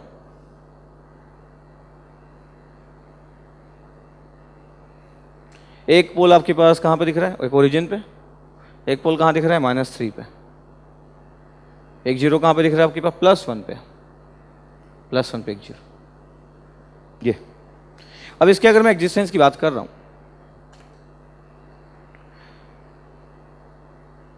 तो क्या दिख रहा है आपके पास, ध्यान से देखिएगा। इस वाली जगह पे एक रूट लोकस में अगर आपको रियल एक्सिस में किसी पॉइंट के एग्जिस्टेंस की बात करना है तो उसके राइट साइड में पोल्स और जीरो का एडिशन ऑड नंबर होना चाहिए in case of root locus. But in case of complementary root locus उसके राइट हैंड साइड में पोल्स प्लस जीरो का एडिशन इवन नंबर होना चाहिए। अगर मैं बोल रहा हूं इवन नंबर होना चाहिए तो देखो यहाँ पे अगर आप हो, इसके राइट साइड में ऑड नंबर है, इसका मतलब यहाँ पे रूट लोकस अगर होता आपके पास तो रूट लोकस होता, बट कॉम्प्लीमेंट्री रूट लोकस नहीं हो सकता। यहाँ पे देखो इसके बीच में आपके पास देखिए, अगर आप किसी भी इस सेक्शन में हो, इसके राइट साइड में पोल्स प्लस जीरो का एडिशन इवन नंबर है, 1 + 1 2 आपके पास है, पोल्स प्लस जीरो मिला के, तो यहाँ पे आपका कॉम्प्लीमेंट्री रूट लोकस होगा इस जगह पे। यहाँ की बात करूँ तो देखो आपके पास राइट साइड में पोल्स प्लस जीरो का एडिशन ऑड नंबर है, 1 2 3, तो यहाँ पे रूट लोकस होगा। इसके राइट साइड में आपके पास पोल्स प्लस जीरो का एडिशन 0 है, 0 इवन नंबर होता है, कॉम्प्लीमेंट्री रूट लोकस। ये कंसेप्ट बहुत इंपॉर्टेंट है। जिस जगह पे रूट लोकस होगा वह कॉम्प्लीमेंट्री रूट लोकस नहीं होगा, जिस जगह पे कॉम्प्लीमेंट्री रूट लोकस होगा वो रूट लोकस का पार्ट नहीं हो सकता। ठीक है, अभी हम कॉम्प्लीमेंट्री रूट लोकस की बात करते हैं। इसका मतलब ये होता कि अगर ये -k नहीं होता आपके पास और ये +k होता, ये s-1 होता और ये अगर k होता, तो अभी मैं रूट लोकस की बात करता होता। मैं बोलता कि 0 और 1 के बीच में एक होगा और एक -3 के लेफ्ट साइड में होगा, बट ये -k कॉम्प्लीमेंट्री रूट लोकस है, तो मैं बोल रहा हूँ अभी कहाँ पे होने वाला आपके पास, 1 के राइट साइड में एक पोर्शन होगा और एक आपके पास 0 और -3 के बीच में होगा। अब इंटरेस्टिंग चीज क्या है कि 0 और -3 एक एडजेसेंट पोल है। एडजेसेंट पोल्स में हमेशा इसके बीच में अगर मैं बात करूं तो यहां पे क्या है, आपके पास लाई करेगा break away points. Two adjacent poles consist break away points in case of valid root locus branch. ये वैलिड रूट लोकस ब्रांच है, कंप्लीमेंट्री रूट लोकस या रूट लोकस जो बोलना है मेरे को, तो valid complementary root locus branch है, इसके बीच में ब्रेक अवे पॉइंट्स होगा। अब देखो ये कंप्लीमेंट्री रूट लोकस है, कितने पोल्स हैं यहाँ पे 2, 0 कितना है 1, इसका मतलब एक वर्चुअल 0 होगा, वर्चुअल 0, ये वर्चुअल 0। इन एक फिजिकल 0 एक वर्चुअल 0 के बीच में यहां पे क्या एग्जिस्ट करेगा, एक ब्रेक इन पॉइंट। तो 2 adjacent 0 consist break in point, 2 adjacent pole consist break away point. तो कंफर्म इन दोनों के बीच में एक, तो 1 के राइट साइड में एक ब्रेक इन पॉइंट्स आने वाला है और 0 और -3 के बीच में एक ब्रेक अवे पॉइंट्स आने वाला है। और इसका जो लोकस होगा वो सर्कुलर होगा, बिल्कुल। जब जब ऐसे ब्रेक अवे और ब्रेक इन पॉइंट की पॉसिबिलिटी होती है, यहां पे आपके पास ऐसा लोकस सर्कल होने वाला है। तो फिगर में अगर हम ध्यान से देखें आपके पास, जैसे यहाँ पे हम देख रहे हैं कि यहाँ पे आपके पास देखो ये कंप्लीमेंट्री रूट लोकस है, तो ये पार्ट तो हो नहीं सकता, पोल से 0 पॉइंट हुआ, ये पोल से आपके पास, तो देखो यहाँ पे रूट लोकस के समान दिया कि पोल 0 पॉइंट हो रहा है और ये इसके राइट साइड में ऑड नंबर है, तो पहला ऑप्शन तो हो नहीं सकता था। बी ऑप्शन में गए तो देखो इसके बीच में एक ब्रेक अवे पॉइंट्स होगा और यहाँ पे एक ब्रेक इन पॉइंट्स होगा, बी की पॉसिबिलिटी है। सी वाले ऑप्शन में देख रहे हो आपके पास ये भी रूट लोकस ब्रांच है, ये भी रूट लोकस ब्रांच है, तो यहाँ पे पॉसिबिलिटी है भी नहीं। और वैसे भी आपके पास ये किसके लिए बना हुआ, आपके पास अगर आप ध्यान से देख रहे हो तो 2 एडजेसेंट 0 के बीच में एक ब्रेक इन पॉइंट आना चाहिए, यहाँ पे 0 पे ही आपके पास एक लोकस बन रहा है सर्कल का, ये भी पॉसिबिलिटी नहीं है। इसके लेफ्ट साइड में भी एक ब्रांच बना हुआ। और डी वाले ऑप्शन में तो आप देख ही सकते हो कि एंगल ऑफ एसिम्पटोट 0 डिग्री है। देखो आपके पास एंगल ऑफ एसिम्पटोट, ऐसा भी नहीं कि सेंट्रॉइड ओरिजिन हो, सेंट्रॉइड -4 पे था और देखो कैसे फॉलो कर रहा है। यहाँ पे भी आपके पास देखो ये ऑड नंबर है इस जगह पे, इसका मतलब ये भी रूट लोकस के रिस्पेक्ट में बना हुआ ये ब्रांच, तो ये रूट लोकस ब्रांच होता है। कंप्लीमेंट्री रूट लोकस ब्रांच में यहाँ पे आएगा ही नहीं। तो ये वाला आपके पास रॉन्ग था क्योंकि कंप्लीमेंट्री रूट लोकस का पार्ट नहीं है, ये आपके पास रॉन्ग है। हाँ, 2 पॉसिबिलिटी यहाँ और यहाँ थी, बट यहाँ पे आपके पास देख रहे हो कि ये जो 0 जहाँ पे है वहीं पे हो रहा है, जबकि 2 एडजेसेंट 0 के बीच में ब्रेक इन पॉइंट होना चाहिए। इसका मतलब कंफर्म है कि अगर मेरे को सॉल्व नहीं भी करना तो मैं बता सकता हूँ कि आंसर बी होगा। बट अगर ये एक कन्वेंशनल क्वेश्चन होता है, एक IES का क्वेश्चन होता और लिखा होता ड्रा रूट लोकस डायग्राम, तब तो आपको ड्रॉ करना ही पड़ता। तो अगर मेरे पास ऑब्जेक्टिव क्वेश्चन नहीं है और मेरे पास ऑप्शंस नहीं है, उस केस में तो मेरे को आइडिया नहीं कि क्या होने वाला आपके पास। उस केस में अगर मैं बात करूं, थोड़े से और आगे की बात करते, तो अगर मेरे को रूट लोकस डायग्राम स्केच करना है, complementary root locus diagram sketch करना है, तो ठीक है, हमको पता चल गया एक ब्रेक इन पॉइंट होगा, एक ब्रेक अवे पॉइंट्स होगा। थोड़ा सा आगे प्रोसीड करते हैं। तो कैलकुलेशन का स्टाइल, ब्रेक अवे और ब्रेक इन पॉइंट के कैलकुलेशन का स्टाइल सेम, रूट लोकस और कंप्लीमेंट्री रूट लोकस में कोई भी डिफरेंस नहीं है। तो कहां पे डिफरेंस हुआ रूट लोकस और कंप्लीमेंट्री रूट लोकस में? एक डिफरेंस हुआ एंगल ऑफ एसिम्पटोट का डिफरेंस हुआ। सेकंड डिफरेंस कहां पे हुआ आपके पास? एंगल ऑफ एसिम्पटोट में डिफरेंस हुआ। सेकंड एग्जिस्टेंस में हुआ, रूट लोकस ब्रांच के एग्जिस्टेंस में हुआ। तो ये 2 डिफरेंसेस इंपॉर्टेंट है। चलो ब्रेक अवे और ब्रेक इन पॉइंट की बात करते हैं। मैं बोल रहा हूं कि 1 + GHS = 0 परफॉर्म कर रहा हूं मैं, तो 1 - k s - 1 s² + 3s = 0। k की वैल्यू कितना आ गया? k की वैल्यू आ गया s² + 3s / s - 1। और अगर मैं dk/ds परफॉर्म कर रहा हूं कि dk/ds कितना होगा आपके पास, या dk/ds = मेरे को 0 चाहिए for calculation of break away and break in point. तो चलो डिफरेंशिएट कर लेते हैं हम लोग।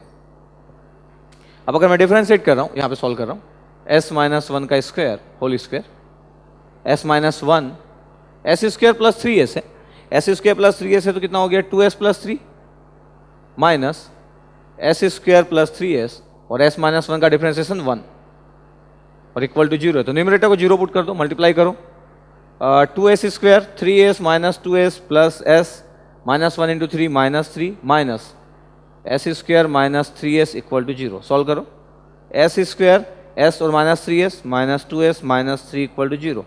फैक्टर क्या बन सकता है इसमें? -2s s - 3 और s + 1। चेक करो, मल्टीप्लाई करो, कितना आ गया s² - 3s + s -2s -3। ठीक है एकदम। तो क्या क्या पॉइंट्स आ गए? s = 3 आ रहा है और एक s = -1 आ रहा है। तो -1 आपके पास जो यहाँ पे आपके पास इस जगह कहीं पे होगा ये, तो ब्रेक अवे पॉइंट्स आने वाला है -1 पे और ब्रेक इन पॉइंट्स आने वाला आपके पास ब्रेक अवे पॉइंट्स जो आने वाला है -1 पे और यहाँ पे आपके पास ब्रेक इन पॉइंट आने वाला है s = 3। इसका मतलब है कि यहाँ पे आपके पास अगर हम बात करें तो ये एक लोकस बनेगा, एक सर्कल का आपके पास जो लोकस होगा सर्कल के फॉर्म में सर्कुलर लोकस होगा ब्रेक अवे और ब्रेक इन पॉइंट के साथ। तो ऐसे क्वेश्चन का आपको आइडिया होना चाहिए जहाँ पे ब्रेक अवे और ब्रेक इन पॉइंट एग्जिस्ट करता है। ये question with respect to complementary root locus जो है ये अच्छा कंसेप्चुअल पार्ट था कि कैसे रिप्रेजेंट करते हैं ओपन लूप ट्रांसफर फंक्शन को। बाकी प्रोसेस था आपके पास कि कैसे हम break away break in point निकाल सकते हैं। तो मैं थोड़ा डिटेल में गया। एक ऑब्जेक्टिव वाइज अगर बात करता तो मेरे को तो बहुत ही जल्दी पता चल गया था कि बी ऑप्शन से आप भी पता कर सकते हो। अगर आपको पूरे पॉइंट्स क्लियर है तो आप बहुत जल्दी पता कर सकते हो कि आंसर्स क्या आ गए। तो रूट लोकस डायग्राम जो है वो कंसेप्चुअल है, ये जो टॉपिक है रूट लोकस डायग्राम। लेकिन अगर आपको पूरे पॉइंट्स क्लियर है तो आप बहुत जल्दी ऑप्शंस में अप्रोच कर सकते हो। लेकिन अगर आप ईएससी की प्रिपरेशन कर रहे हो, कन्वेंशनल पेपर वाइज बात कर रहे हो, तो वहां पे आपको रूट लोकस डायग्राम ड्रॉ करना होता है। वहां पे फिर पॉइंट्स वाइज पूरे कन्वेंशनल क्वेश्चन में ऐसे पॉइंट्स वाइज पूरा एक्सप्लेन करना पड़ेगा, इंक्लूडिंग स्ट्रक्चर जो लोकस जो बनेगा वो भी बनाना पड़ेगा। तो आई थिंक आपको क्लियर हुआ होगा कि जो भी मैं पॉइंट्स कवर किया। A unity feedback control system has an open loop transfer function g of s equal to k upon s square plus 7s plus 12. The gain k for which s equal to minus 1 plus j1 will lie on the root locus of this system is. Options are first option 4, second option 5.5, third option 6.5, last option 10. Next question, GATE 2007. एक open loop transfer function given है k upon S S square plus 7s plus 12 और एक complex point -1 plus j1 पे आपको k की value find out करना है।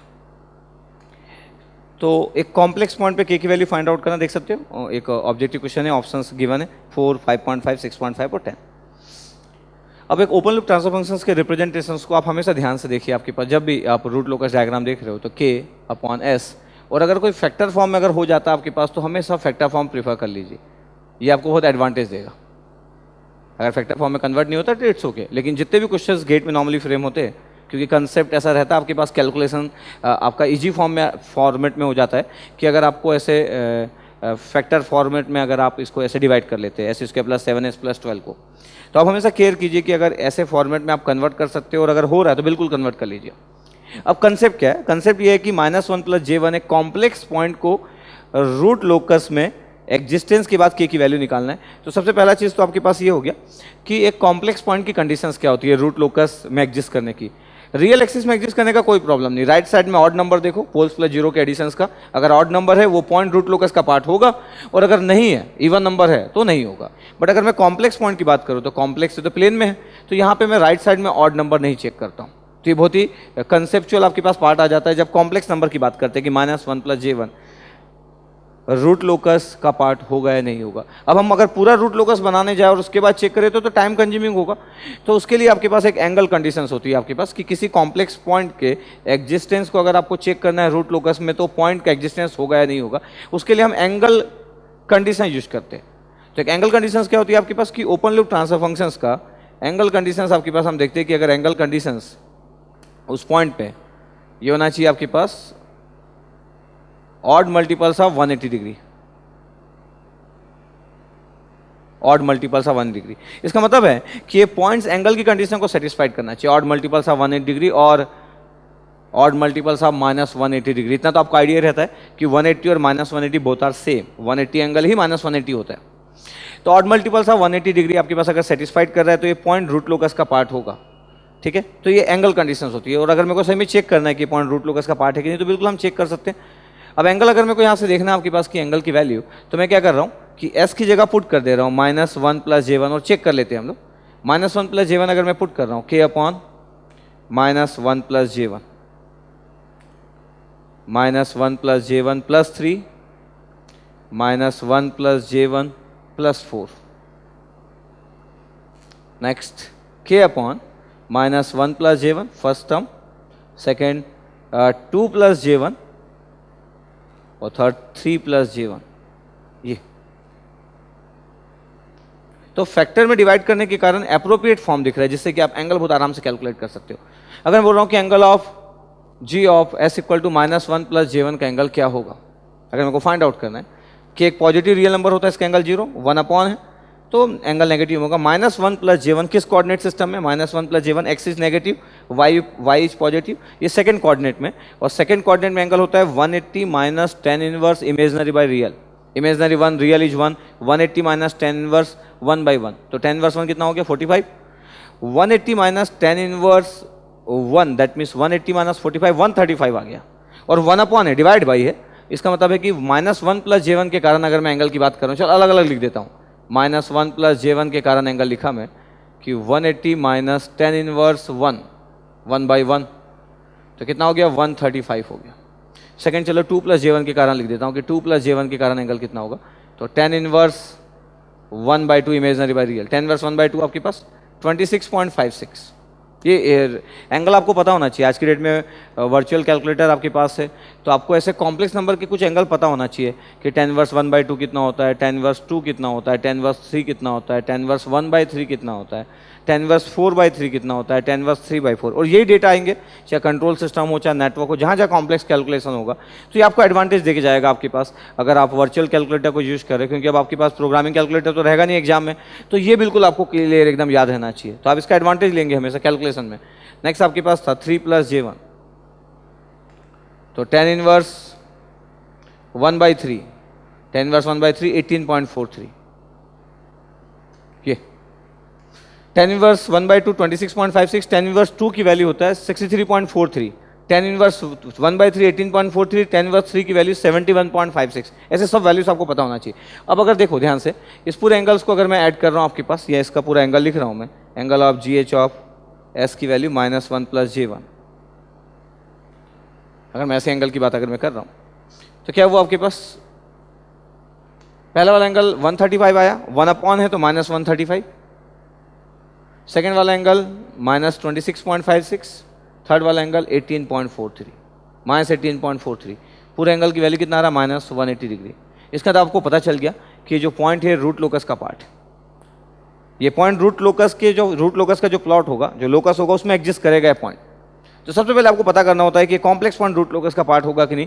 तो अभी हम श्योर है कि ये रूट लोकस का पार्ट है। देखो -180 डिग्री आगे, थोड़ी देर पहले बोल भी रहा था कि ये ऑड मल्टीपल्स ऑफ 180 डिग्री या -180 डिग्री, बोथ आर सेम। अब अगर ये पॉइंट अगर रूट लोकस का पार्ट है और आपको k की वैल्यू चाहिए, तो एंगल कंडीशन के बाद होता है मैग्नीट्यूड कंडीशन। और मैग्नीट्यूड कंडीशंस के अकॉर्डिंग, अगर मैं ये तो एंगल कंडीशन लिखा, अगर मैं मैग्नीट्यूड कंडीशंस की बात करूं, तो मैग्नीट्यूड कंडीशंस क्या होता है आपके पास, मैग्नीट्यूड कंडीशन यहां पे लिख रहा हूं मैं कि magnitude conditions open loop transfer functions की जो वैल्यू होती है GH ऑफ J की वैल्यू, GH ऑफ S की वैल्यू, और S अगर कोई पॉइंट से -1 + J1, according to magnitude conditions, magnitude of open loop transfer function that complex point will be unity 1। ये कहाँ से आता है आपके पास, क्योंकि हम रूट लोकस डायग्राम कहाँ पे स्केच करते हैं, नेगेटिव फीडबैक सिस्टम में स्केच करते हैं। नेगेटिव फीडबैक सिस्टम का कैरेक्टरिस्टिक इक्वेशन क्या होता है, 1 + GHS = 0 द कैरेक्टरिस्टिक इक्वेशन। तो GHS की वैल्यू कितना हो गया -1 का अगर मैं एंगल निकाल रहा हूँ कि एंगल ऑफ -1 कितना होगा, तो 180 डिग्री, इसलिए हम बोलते हैं कि 180 डिग्री को सेटिस्फाइड करेगा। अगर मैं मॉड निकाल रहा हूँ अब ओपन लूप ट्रांसफर फंक्शन, तो कितना आना चाहिए, 1 आना चाहिए। तो S की वो वैल्यू जो रूट लोकस का पार्ट होगा उसका मैग्नीट्यूड 1 आएगा, इसको हम बोलते हैं मैग्नीट्यूड कंडीशन। और ऑड मल्टीपल्स ऑफ 180 डिग्री, इसको हम बोलते हैं एंगल कंडीशन। यही से डिराइव हुआ है। तो एक नेगेटिव फीडबैक सिस्टम का ये पॉइंट्स में कवर किया। अब मेरे को पता चल गया कि कॉम्प्लेक्स पॉइंट पे अगर रूट लोकस में अगर वो एग्जिस्ट कर रहा है पॉइंट, तो उसमें मैग्नीट्यूड कितना होना चाहिए, 1 होना चाहिए। तो इस कंसेप्ट को लेके हम k की वैल्यू फाइंड आउट कर सकते हैं कि अगर मेरे को मैग्नीट्यूड अगर 1 करना है, तो देखो यहाँ पे मैं मैग्नीट्यूड इक्वल टू 1 कर देता हूँ, S = -1 + J1, ये मॉड की वैल्यू कितना होना चाहिए, 1। तो k अपॉन अंडर रूट -1 और 1 का स्क्वायर, आपके पास √2, आपको अलग अलग लिखना है तो √2 लिख लो, इंटू 2 का स्क्वायर हो प्लस 1 का square √5 into √3 square plus 1 square √10, और सबको एक साथ भी लिखा जा सकता था = 1। तो आप अंडर रूट कैसे अलग अलग भी मल्टीप्लाई कर सकते हो और एक साथ भी लिख सकते हो। तो कितना हो गया, √50 इंटू √2 √100। तो आंसर कितना आ रहा है, k upon √100, that mean the k by 10 = 1। तो the value of k, that mean the open loop transfer function will be 10। तो अगर मैं ऑप्शन में जाऊँ तो k की वैल्यू 10 होगा इस पॉइंट पे। अगर ये एक कन्वेंशनल क्वेश्चन होता तो यही स्टाइल होता आपके पास। अगर ये मैं एक इंजीनियरिंग सर्विसेज की बात करूँ, इंजीनियरिंग सर्विसेज का एक क्वेश्चन होता कि find the value of k for point S = -1 + J1, तो सबसे पहले यही प्रोसेस होता कि मैं एंगल वैल्यू निकालता, पहले चेक करता कि वो पॉइंट रूट लोकस पे है कि नहीं, उसके बाद मैं मैग्नीट्यूड कंडीशन यूज करके k की वैल्यू बता देता। सपोज अगर वो पॉइंट -180 की कंडीशन को सेटिस्फाइड नहीं करता, तो मैं बोलता कि वो पॉइंट रूट लोकस पे होगा ही नहीं, और मेरा आंसर होता k डज नॉट एग्जिस्ट। के का आंसर क्या होता है? के डज नॉट एग्जिस्ट। अगर वो पॉइंट रूट लोकस का पार्ट नहीं होता और एंगल की कंडीशन को सेटिस्फाइड नहीं करता, बट अभी एंगल की कंडीशन को सेटिस्फाइड कर रहा है और के निकाल भी लिए। अब मैं ऑब्जेक्टिव अप्रोच की बात करता हूं कि अगर आप एक गेट का पेपर दे रहे हो, ऑब्जेक्टिव अप्रोच है, और ऑब्जेक्टिव अप्रोच में कोई अगर बोल रहा है कि के की वैल्यू फाइंड आउट करो फॉर ए कॉम्प्लेक्स पॉइंट। अब ऑप्शन देखो आपके पास, ऑप्शन सब फाइनाइट पॉजिटिव इंटीजर वैल्यू है। किसी ऑप्शन में लिखा नन ऑफ दिस या डज नॉट एग्जिस्ट। अगर ऑप्शन में डज नॉट एग्जिस्ट मेंशन होता या नन ऑफ दिस गिवन होता तो कंफर्म आपको पहले चेक करना होता उस पॉइंट्स को कि रूट लोकस का पार्ट है या नहीं, और फिर के निकालते। बट अगर इस क्वेश्चन की बात की जाए तो देखो सभी ऑप्शन फाइनाइट है। इसका मतलब है कि अगर मैं गेट का पेपर अगर दे रहा हूं और अगर एग्जाम में मैं हूं तो हमको नीड ही नहीं है एंगल कंडीशंस की। There is no need of angle condition for check this complex point -1 + J1। इसका मतलब है कि मेरे को इस पॉइंट को चेक करने की नीड ही नहीं थी अगर मैं गेट का पेपर दे रहा हूं, क्योंकि ऑप्शन मेरे पास थे और वो किसी भी ऑप्शन में नन ऑफ दिस या डज नॉट एग्जिस्ट नहीं दिया। तो मैं क्या कर सकता था? डायरेक्ट ही यही से सॉल्व करता, एस की वैल्यू -1 + J1 पुट करता और मैग्नीट्यूड इक्वल टू 1 पुट करता और के का आंसर आ जाता। इंटरेस्टिंग। इसका मतलब है कि आप हमेशा केयर करें कि जब क्वेश्चन आप सॉल्व कर रहे हो तो आप गेट का पेपर दे रहे हो कि आप ESC का पेपर दे रहे हो, एक ऑब्जेक्टिव पेपर है कि कन्वेंशनल पेपर है, आपको क्लियर है कि ऑप्शंस पूरे गिवन है कि नहीं। सपोज करो कि अगर ये न्यूमेरिकल डेटा टाइप क्वेश्चन होता कि का ऑप्शंस नहीं गिवन होता, उस केस में भी मैं एंगल कंडीशन चेक नहीं करता। क्यों? एक न्यूमेरिकल डेटा टाइप क्वेश्चन में डज नॉट एग्जिस्ट तो होता नहीं। इसका मतलब कंफर्म है कि के का फाइनाइट आंसर आ रहा होगा, तो अगेन मैं एंगल कंडीशन चेक नहीं करता और मैं डायरेक्ट ये 3 to 4 स्टेप फॉलो करता और के का मैग्नीट्यूड फाइंड आउट कर लेते दोनों ही केस में। इसका मतलब ये है कि आपको एंगल कंडीशन की कब नीड नहीं होगी? अगर ऑप्शन में नन ऑफ दिस या डज नॉट एग्जिस्ट नहीं गिवन है, एंड अगर आपके पास न्यूमेरिकल डेटा टाइप क्वेश्चंस है, वहां पे दोनों ही जगह पे आपको एंगल कंडीशन को चेक करने की नीड नहीं है। बट आपको पता होना चाहिए कि एंगल कंडीशन कैसे हम चेक करते हैं। ये फर्स्ट अप्रोच है आपके पास। तो magnitude condition is use for determine the value of k, but आपको क्लियर है कि first we apply angle conditions for check the complex point for existence of that complex point on root locus. तो आपको clear रहना चाहिए कि complex point root locus में exist कर रहा है या नहीं कर रहा है। तो first angle condition, then magnitude condition. Okay, अब क्या है कि ये देखो आपके पास मैग्नीट्यूड कंडीशंस अप्लाई किए। एक और आपके पास अप्रोच होता है कि अगर मेरे को के की वैल्यू निकालना है तो एक और एक मेथड होता है आपके पास, graphical method for calculation of K, gain of open loop transfer function. तो मैं ग्राफिकल मेथड भी यूज कर सकता हूँ। ग्राफिकल मेथड में क्या होता है कि मेरे को एक एस प्लेन का फिगर बहुत ही प्रॉपर बनाना होता है ग्राफिकल मेथड में, कि मैं पोल जीरो डायग्राम फॉर्म कर रहा हूँ। कहाँ पोल था? एक ओरिजिन पे पोल था, एक पोल कहाँ पे था? -3 पे एक पोल था, एक और पोल कहाँ पे? -4 पे एक पोल। ये 3 पोल्स है। एस प्लेन का फिगर बनाए और मेरे को एक पॉइंट गिवन है, कॉम्प्लेक्स पॉइंट, जिसके बारे में मेरे को पता है कि रूट लोकस का पार्ट है। याद रखे, ऐसा नहीं किया आपको ये आइडिया नहीं कि वो पॉइंट जो रूट लोकस का पार्ट है या नहीं है और आप डायरेक्ट ही अप्लाई कर रहे हैं। नो, उससे गलत आंसर आ जाएगा। अगर आपका कोई पॉइंट रूट लोकस का पार्ट नहीं है और आप अगर उसमें ऐसे अप्लाई कर दे रहे हैं, आपके पास या मैग्नीट्यूड कंडीशन ऐसे अप्लाई कर दे रहे, आपको के का आंसर मिल जाएगा और ये आंसर गलत होगा। तो याद रखें, ऐसी मिस्टेक ना करें।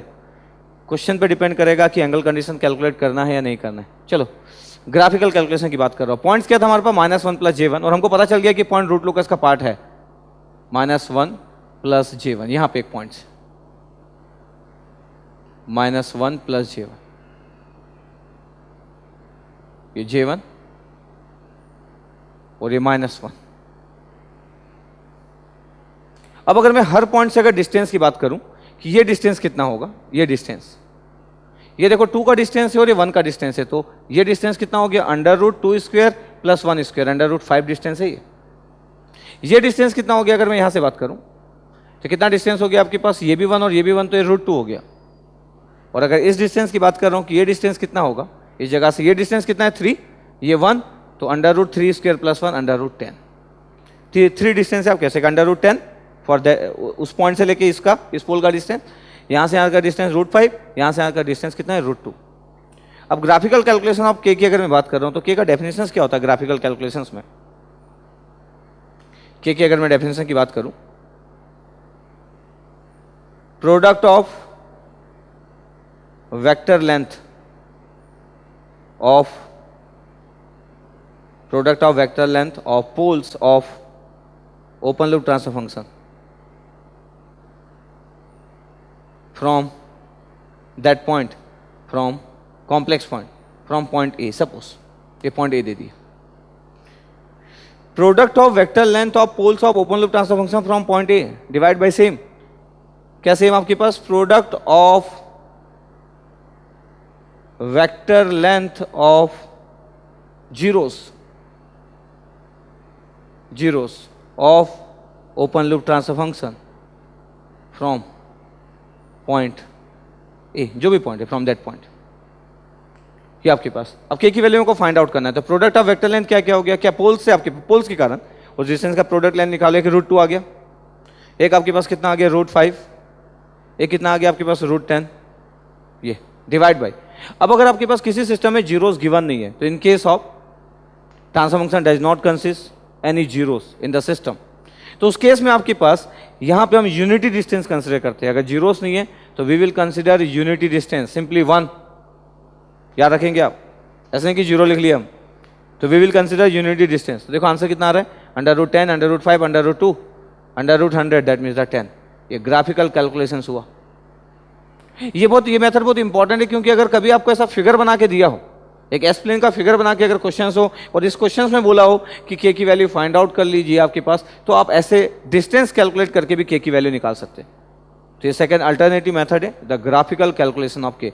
बट ऑलवेज रिमेंबर, आपको क्लियर रहना चाहिए कि कॉम्प्लेक्स पॉइंट रूट लोकस का पार्ट अगर है तो आप मैग्नीट्यूड कंडीशन डायरेक्ट अप्लाई कर दीजिए, आप ग्राफिकल कैलकुलेशन कर लीजिए। लेकिन अगर आपका क्वेश्चन ऐसा नहीं है और आप कन्वेंशनल क्वेश्चन दे रहे, तो फर्स्ट आप श्योर करें कि आपका कॉम्प्लेक्स पॉइंट रूट लोकस का पार्ट होना चाहिए, दैट मीन्स एंगल कंडीशन को सेटिस्फाइड करना चाहिए, उसके बाद आसान है ये। तो ये आपके पास के की वैल्यू का आंसर था 10। तो आई थिंक आपको क्लियर हुआ होगा, पूरा मेथड में अप्लाई कर दिया जो जो हो सकता था। In the root locus plot shown in the figure, the pole 0 marks and the arrows have been removed. Which one of the following transfer function has this root locus? Root locus diagram is given. There are 4 options. First option, s plus 1 divided by s plus 2 into s plus 4 into s plus 7. Second option, s plus 4 divided by s plus 1 into s plus 2 into s plus 7. Third option, s plus 7 divided by s plus 1 into s plus 2 into s plus 4. Last option, s plus 1 into s plus 2 divided by s plus 7 into s plus 4. Next question GATE 2014 का question है आपके पास। एक root locus का आपके पास एक locus बना हुआ देख सकते हो आप। यहाँ पे आपके पास पॉइंट के फॉर्म में, ये पॉइंट के फॉर्म में गिवन है, बट ये मेंशन नहीं है आपके पास कि ये जो पॉइंट्स है, ये जो डॉट दिख रहे हैं आपके पास, ये पोल्स है या जीरो है। ये 2 पोल्स हो सकते हैं, ये 2 पोल्स हो सकते हैं, जीरो हो सकते हैं, ये मेंशन नहीं है आपके पास, ये हमको फाइंड आउट करना है। और एक स्ट्रक्चर दिया आपके पास। इसका मतलब अगेन ये एक एनालिटिकल क्वेश्चन है, तो आपको केयर करना होगा, ये एक ऑप्शन बेस्ड क्वेश्चन है कि आपको ऑप्शन से फाइंड आउट करना होगा कि कौन सा ऑप्शन इसके लिए करेक्ट है, इस रूट लोकस डायग्राम के लिए। अगर मैं फर्स्ट ऑप्शन की अगर मैं बात करूँ, अगर ऑप्शन वाइज बात कर रहा हूँ s+1, अगर मैं फर्स्ट ऑप्शन की बात कर रहा हूँ, ऑप्शन ए कि g ऑफ s की जो वैल्यू है, g ऑफ s की वैल्यू कितना है, s+1 अपॉन s+2, s+4 और s+7। अगर मैं पोल जीरो डायग्राम की अगर मैं बात कर रहा हूँ कि पोल जीरो डायग्राम में क्या क्या है, तो आपके पास एक जीरो है -1 पे, एक पोल है -2 पे, एक पोल है -4 पे, और एक पोल कहाँ पे आपके पास -7 पे। अब अगर कंसेप्ट वाइज बात करें आपके पास कि रूट लोकस डायग्राम में जो भी पॉइंट्स है उसको अगर हम सबको कवर करें, तो आपको क्लियर रहना चाहिए कि नंबर ऑफ ब्रांचेस की अगर मैं बात कर रहा हूँ कि नंबर ऑफ ब्रांचेस कितना होगा, तो नंबर ऑफ जो ब्रांचेस होगा वो होगा 3 पोल्स के बराबर। अगर पोल ज़्यादा है जीरो से तो p ग्रेटर देन z, अगर आपके पास number of branches 3। Number of asymptote की बात करें तो p minus z, that means 3 - 1 तो 2, p ग्रेटर देन z। तो number of asymptote 2, number of branches 3। अगर मैं एंगल ऑफ एसिम्पटोट की बात करता हूँ, एंगल ऑफ एसिम्पटोट, तो एंगल ऑफ एसिम्पटोट कितना होगा 180 into 2 alpha plus 1 upon p minus z, where alpha equal to 0, 1, 2 up to p minus z minus 1, maximum value of alpha p minus z minus 1। तो p minus z कितना हो गया 3 - 2, आपके पास p minus z कितना हो गया 2 -1 तो 1, तो अल्फा की वैल्यू आपके पास जो वेरी करेगा आपके पास 2 वैल्यूज, एक अल्फा 0 होगा और एक अल्फा कितना होगा 1 होगा। एंगल ऑफ एसिम्पटोट कितना होगा P माइनस जेड, अगर आपके पास P माइनस जेड अगर 2 है तो 180/2 कितना हो गया 90, तो 90 इंटू 2 अल्फा प्लस 1, तो एंगल ऑफ एसिम्पटोट का जो रिजल्ट होगा अल्फा इक्वल टू 0 के लिए 0, अल्फा इक्वल टू 0 के लिए 90 और अल्फा इक्वल टू 1 के लिए 270 डिग्री, ये एंगल ऑफ एसिम्पटोट होगा। इतने कैलकुलेशन की नीड नहीं होना चाहिए, आपको ऑलरेडी पता होना चाहिए कि जब भी एंगल ऑफ एसिम्पटोट आपके पास 1 होगा एंगल विल बी 180 डिग्री, जब भी एंगल ऑफ एसिम्पटोट आपके पास 2 होगा angle will be 90 in 270 degree. ये जितने लोग अच्छे परफॉर्म करते हैं एग्जाम में उन सबको एकदम याद रहता है, उनको ऐसा लिखने की जरूरत नहीं पड़ती, बट फिर भी मैं तो पूरा एक्सप्लेन कर रहा हूँ इसलिए मैं पूरा लिख के दे रहा हूँ। अदरवाइज आप अगर बहुत ही अच्छा परफॉर्म करना चाहते हो तो आपको ये सब पता होना चाहिए, लिखने की नीड ही नहीं होना चाहिए। when number of asymptote equal to 3 then angle of asymptote 60, 180 and 300. If number of asymptote equal to 4 then angle of asymptote equal to 45, 135, 225, 315, ऐसा करके आपको अप टू 4 नंबर ऑफ एसिम्पटोट तक आपको पता होना चाहिए, 1 के लिए, 2 के लिए, 3 के लिए एंड 4 के लिए, ये पता होना चाहिए। ठीक है, चलो क्वेश्चन पे आते हैं। Angle of asymptote 90 and 270 degree है for alpha equal to 0 and alpha equal to 1, देख सकते हो आप। और ये 3 ऑप्शन ए, ऑप्शन बी और ऑप्शन सी, तीनों ऑप्शंस का स्टाइल सेम है, सिर्फ नंबर अलग है। इसका मतलब है तीनों ही ऑप्शन में नंबर ऑफ एसिम्पटोट 2 है, ब्रांचेस 3 और एंगल ऑफ एसिम्पटोट जो है वो 90 और 270 है, तीनों ही ऑप्शंस के लिए। तो मैं एक साथ तीनों ऑप्शंस के बारे में बात भी कर सकता हूं। अब मेरे को अगर फाइंड आउट करना आपके पास 90 270 तो पता चल गया। अगर मैं रूट लोकस ब्रांचेस की बात करूं तो देखो यहाँ पे रूट लोकस ब्रांचेस एक होगा, बिल्कुल पोल से स्टार्ट होगा और 0 पे एंड होगा, के की वैल्यू 0 एंड के की वैल्यू इनफाइनाइट, एक बिल्कुल पॉसिबल है। यहाँ पे आपके पास 2 एडजेसेंट पोल है, ब्रेक अवे पॉइंट्स होगा, बट ये वैलिड रूट लोकस ब्रांच नहीं है। क्या वैलिड रूट लोकस ब्रांच? क्यों? इसके राइट साइड में ऑड नंबर है क्या? नहीं, इवन नंबर है, ये वैलिड रूट लोकस ब्रांच नहीं है। यहाँ 2 एडजेसेंट पोल से ऊपर से वैलिड रूट लोकस ब्रांच है, तो इसके बीच में आपके पास ब्रेक अवे पॉइंट्स होगा, एक रूट लोकस ब्रांच होगा, ऐसा आपके पास जाएगा, ब्रेक होगा और यहाँ पे एक ब्रेक अवे पॉइंट्स होगा, कंफर्म है ऐसा। इतना आपको पता चल गया, तो वो कंप्लीट ब्रांच है, के इक्वल टू 0 से स्टार्ट हुआ, के इक्वल टू इनफाइनाइट पे एंड हो गया। यहाँ पे इसके बीच में एक ब्रेक अवे पॉइंट्स होगा। अब अगर देखिएगा कि अगर मेरे को सेंट्रॉइड चाहिए, जो एसिम्पटोट से 90 और 270 उनका जो ओरिजिन है सेंट्रॉइड, सेंट्रॉइड की वैल्यू होती है summation of real parts of poles. अब summation of real parts of poles में तो -2, -4, -7 summation of real parts of poles, middle में minus, summation of real parts of zeros, एक ही जीरो है -1 पे, तो एक और -1 और ये मिडिल का माइनस है, summation of real parts of poles minus summation of real parts of zeros divide by P minus z 3 -1, कितना आ गया देखो, -7, -4, -11, -13 + 1, -13 + 1 -12 डिवाइड बाई 2 -6 आ रहा है। -6 आपके पास आ रहा है, इसका मतलब है कि अगर मैं सेंट्रॉइड की बात करूं तो -6 आपके पास यहाँ पे कहीं होगा, ये सपोज करो -6 होगा, ये 90,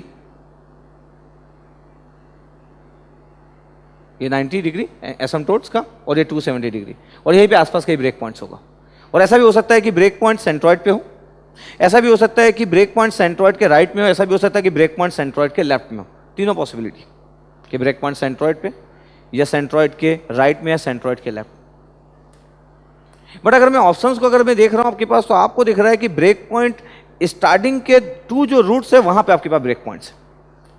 इसका मतलब कि सपोज करो, मैं एज्यूम कर लेता हूं कि आपका जो ब्रेक पॉइंट्स है आपके पास वो सेंट्रॉइड -6 के राइट में, सपोज, हमको नहीं पता, कैलकुलेट तो किए नहीं हम लोग, कैलकुलेट करेंगे तो एक्जेक्टली पता चल जाएगा। सपोज करो मैं एज्यूम कर लिया, तो आपके पास फिगर कैसे हो गया, ये ऐसा जा रहा था आपके पास, इस पॉइंट पे आपके पास सेंट्रॉइड था, इस जगह पे ब्रेक हुआ, तो ये आपके पास ऐसा चला गया। तो फिगर वाइज अगर मैं बात करूं आपके पास, तो ये ऐसा आपके पास फिगर हो जाएगा, ऐसा स्ट्रक्चर आ जाएगा आपके पास, ये ब्रेक हुआ आपके पास, तो 90 और 270 वाला लाइन है, इस पॉइंट पे ब्रेक हो रहा है आपके पास। तो 90 और 270 के लिए अगर मैं बात कर रहा हूं कि अगर ऐसा ब्रेक अगर हो रहा है आपके पास, इस पॉइंट पे ब्रेक हुआ, और जो भी सेंट्रॉइड वाला जो पार्ट है आपके पास, ऐसा सेंट्रॉइड वाला पार्ट, इसको थोड़ा सा और भी स्ट्रक्चर वाइज अगर आपको अच्छे से बनाना है, जैसा बना सकते हो आप। तो सपोज करो सेंट्रॉइड आपके पास यहाँ सही पे -6 वगैरह पे, ये सेंट्रॉइड वाला पार्ट ऐसा बना, अलग बात है ऑप्शन रॉन्ग है, बट फिर भी ऐसा। तो जरूरी नहीं कि स्ट्रक्चर आपको ऐसे ही बनाना है, स्ट्रक्चर क्योंकि हम ऐसे हर वैल्यू तो पुट नहीं कर रहे, तो स्ट्रक्चर आपके पास ऐसा बन सकता है, स्ट्रक्चर इवन आपके पास ऐसा फॉर्म हो सकता है, देखिए ध्यान से, स्ट्रक्चर अगर मेरे को ऐसे बनाना आपके पास,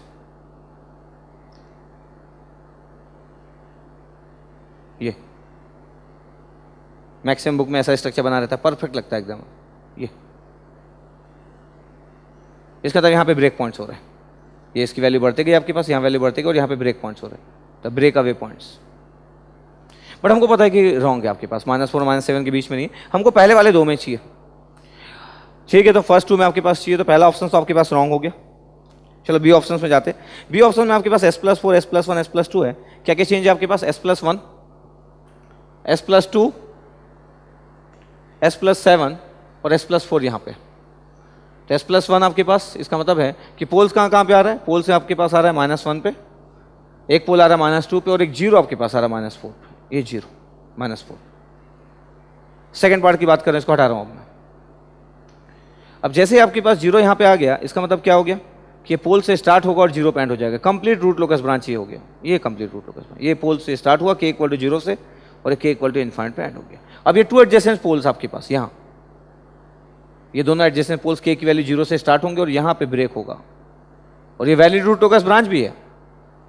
इसका मतलब है -1 और -2 के बीच में ब्रेक पॉइंट्स होने वाला है, ये लाइक दिस।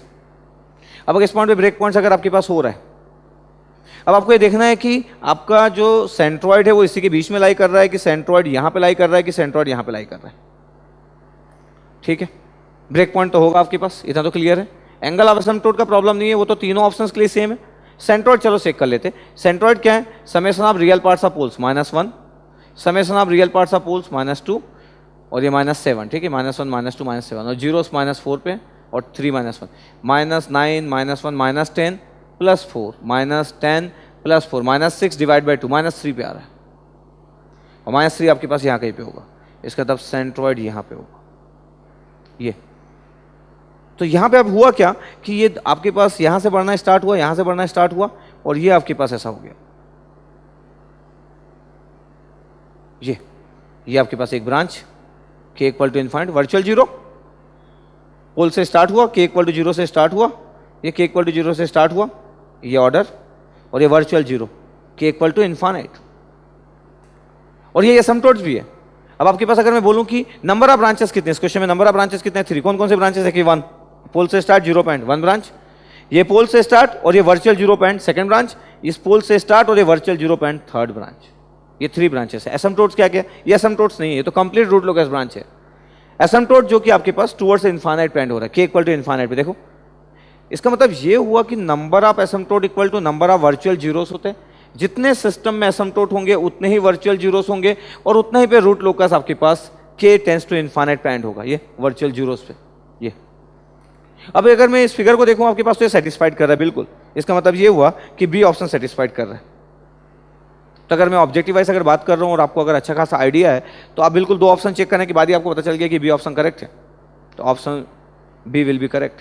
इसका मतलब यहाँ पे सेंट्रॉइड का बहुत सिग्निफिकेंस हो गया, क्योंकि सेंट्रॉइड में सेंट्रॉइड जो था वो ओरिजिन होता है एसिम्पटोट का, तो एसिम्पटोट का एंगल 90 और 270 था। तो root locus branches approaches to जो एसिम्पटोटिक जो ब्रांच है उसको root locus branch approaches towards infinite होगा, तो ऑप्शन विल बी बी।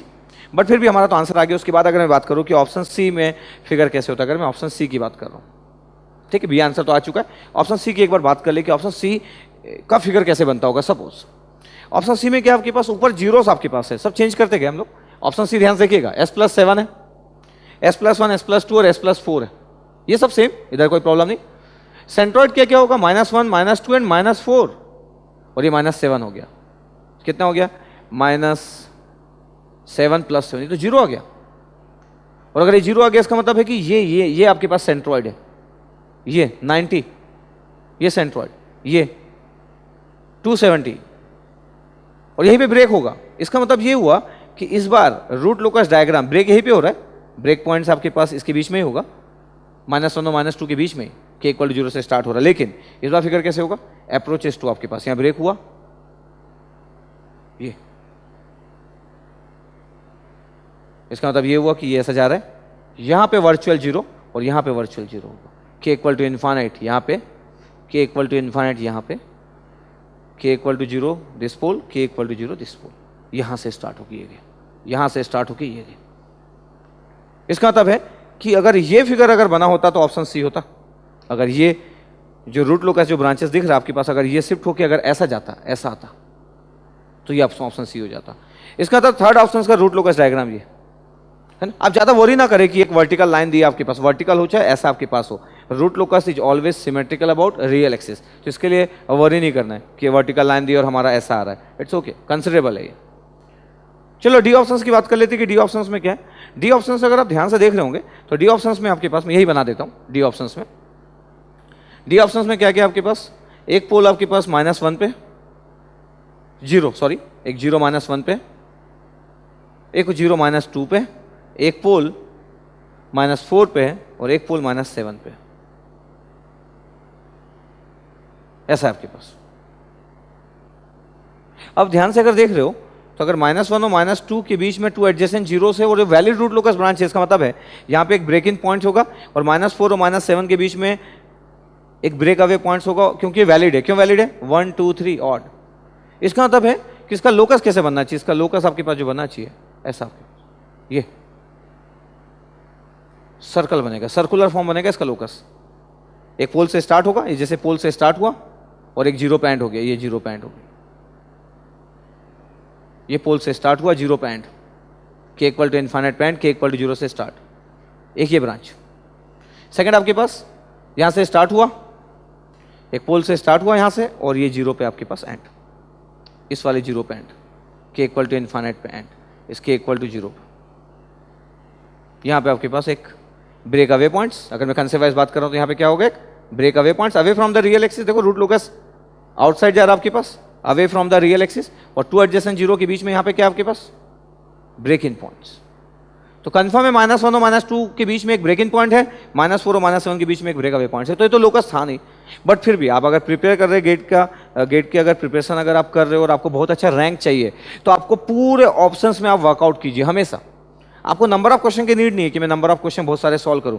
आप जो क्वेश्चन एग्जाम में आए हैं उन्हीं क्वेश्चंस के बाकी पूरे ऑप्शंस को एनालिसिस करना चालू कर दीजिए। आपको ज्यादा क्वेश्चन की नीड नहीं होगी, इतने ही क्वेश्चन से आपके कंसेप्ट अच्छे स्टार्ट हो जाएंगे। आप बाकी पूरे ऑप्शंस का भी हमेशा केयर कीजिए। सिर्फ आंसर आ गया और उसके बाद बाकी ऑप्शंस का आप केयर नहीं कर रहे, ऐसा मत कीजिए। आप बाकी ऑप्शंस को भी ध्यान से देखिए। ठीक है, आंसर तो बी था आपके पास, बट ये क्वेश्चन अच्छा था, कंसेप्चुअल क्वेश्चन था, ऑप्शंस की हेल्प से हम फ्रेम किए क्वेश्चंस को, तो आई थिंक आपको क्लियर हुआ होगा। ठीक है, तो ऐसे हम डील कर सकते थे। The characteristic equation of A unity negative feedback system is 1 + k × g of s equal to 0. The open loop transfer function g of s has one pole at origin, that means 0, and 2 poles at -1. The root locus of the system for varying k is shown in the figure.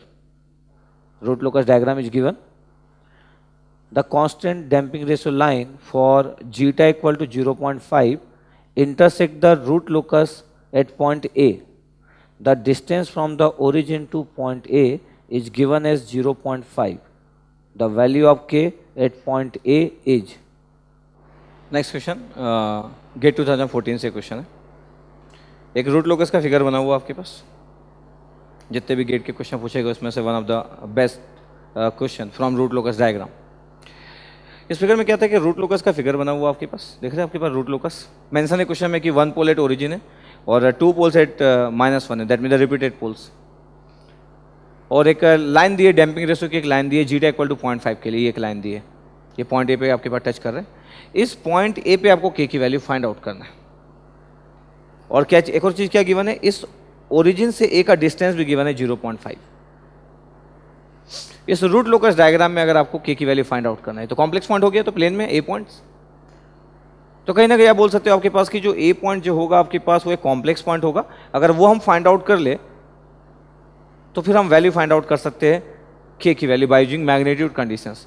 तो मेरे को यहाँ पे angle condition की need नहीं है, क्यों? क्योंकि ऑलरेडी दिख रहा है कि आपको जो पॉइंट ए है वो रूट लोकस पे ही है, तो मेरे को एंगल कंडीशन की नीड नहीं है, बस मेरे को पॉइंट ए चाहिए जो कॉम्प्लेक्स पॉइंट है, और ओ से ए की डिस्टेंस भी आपके पास गिवन है।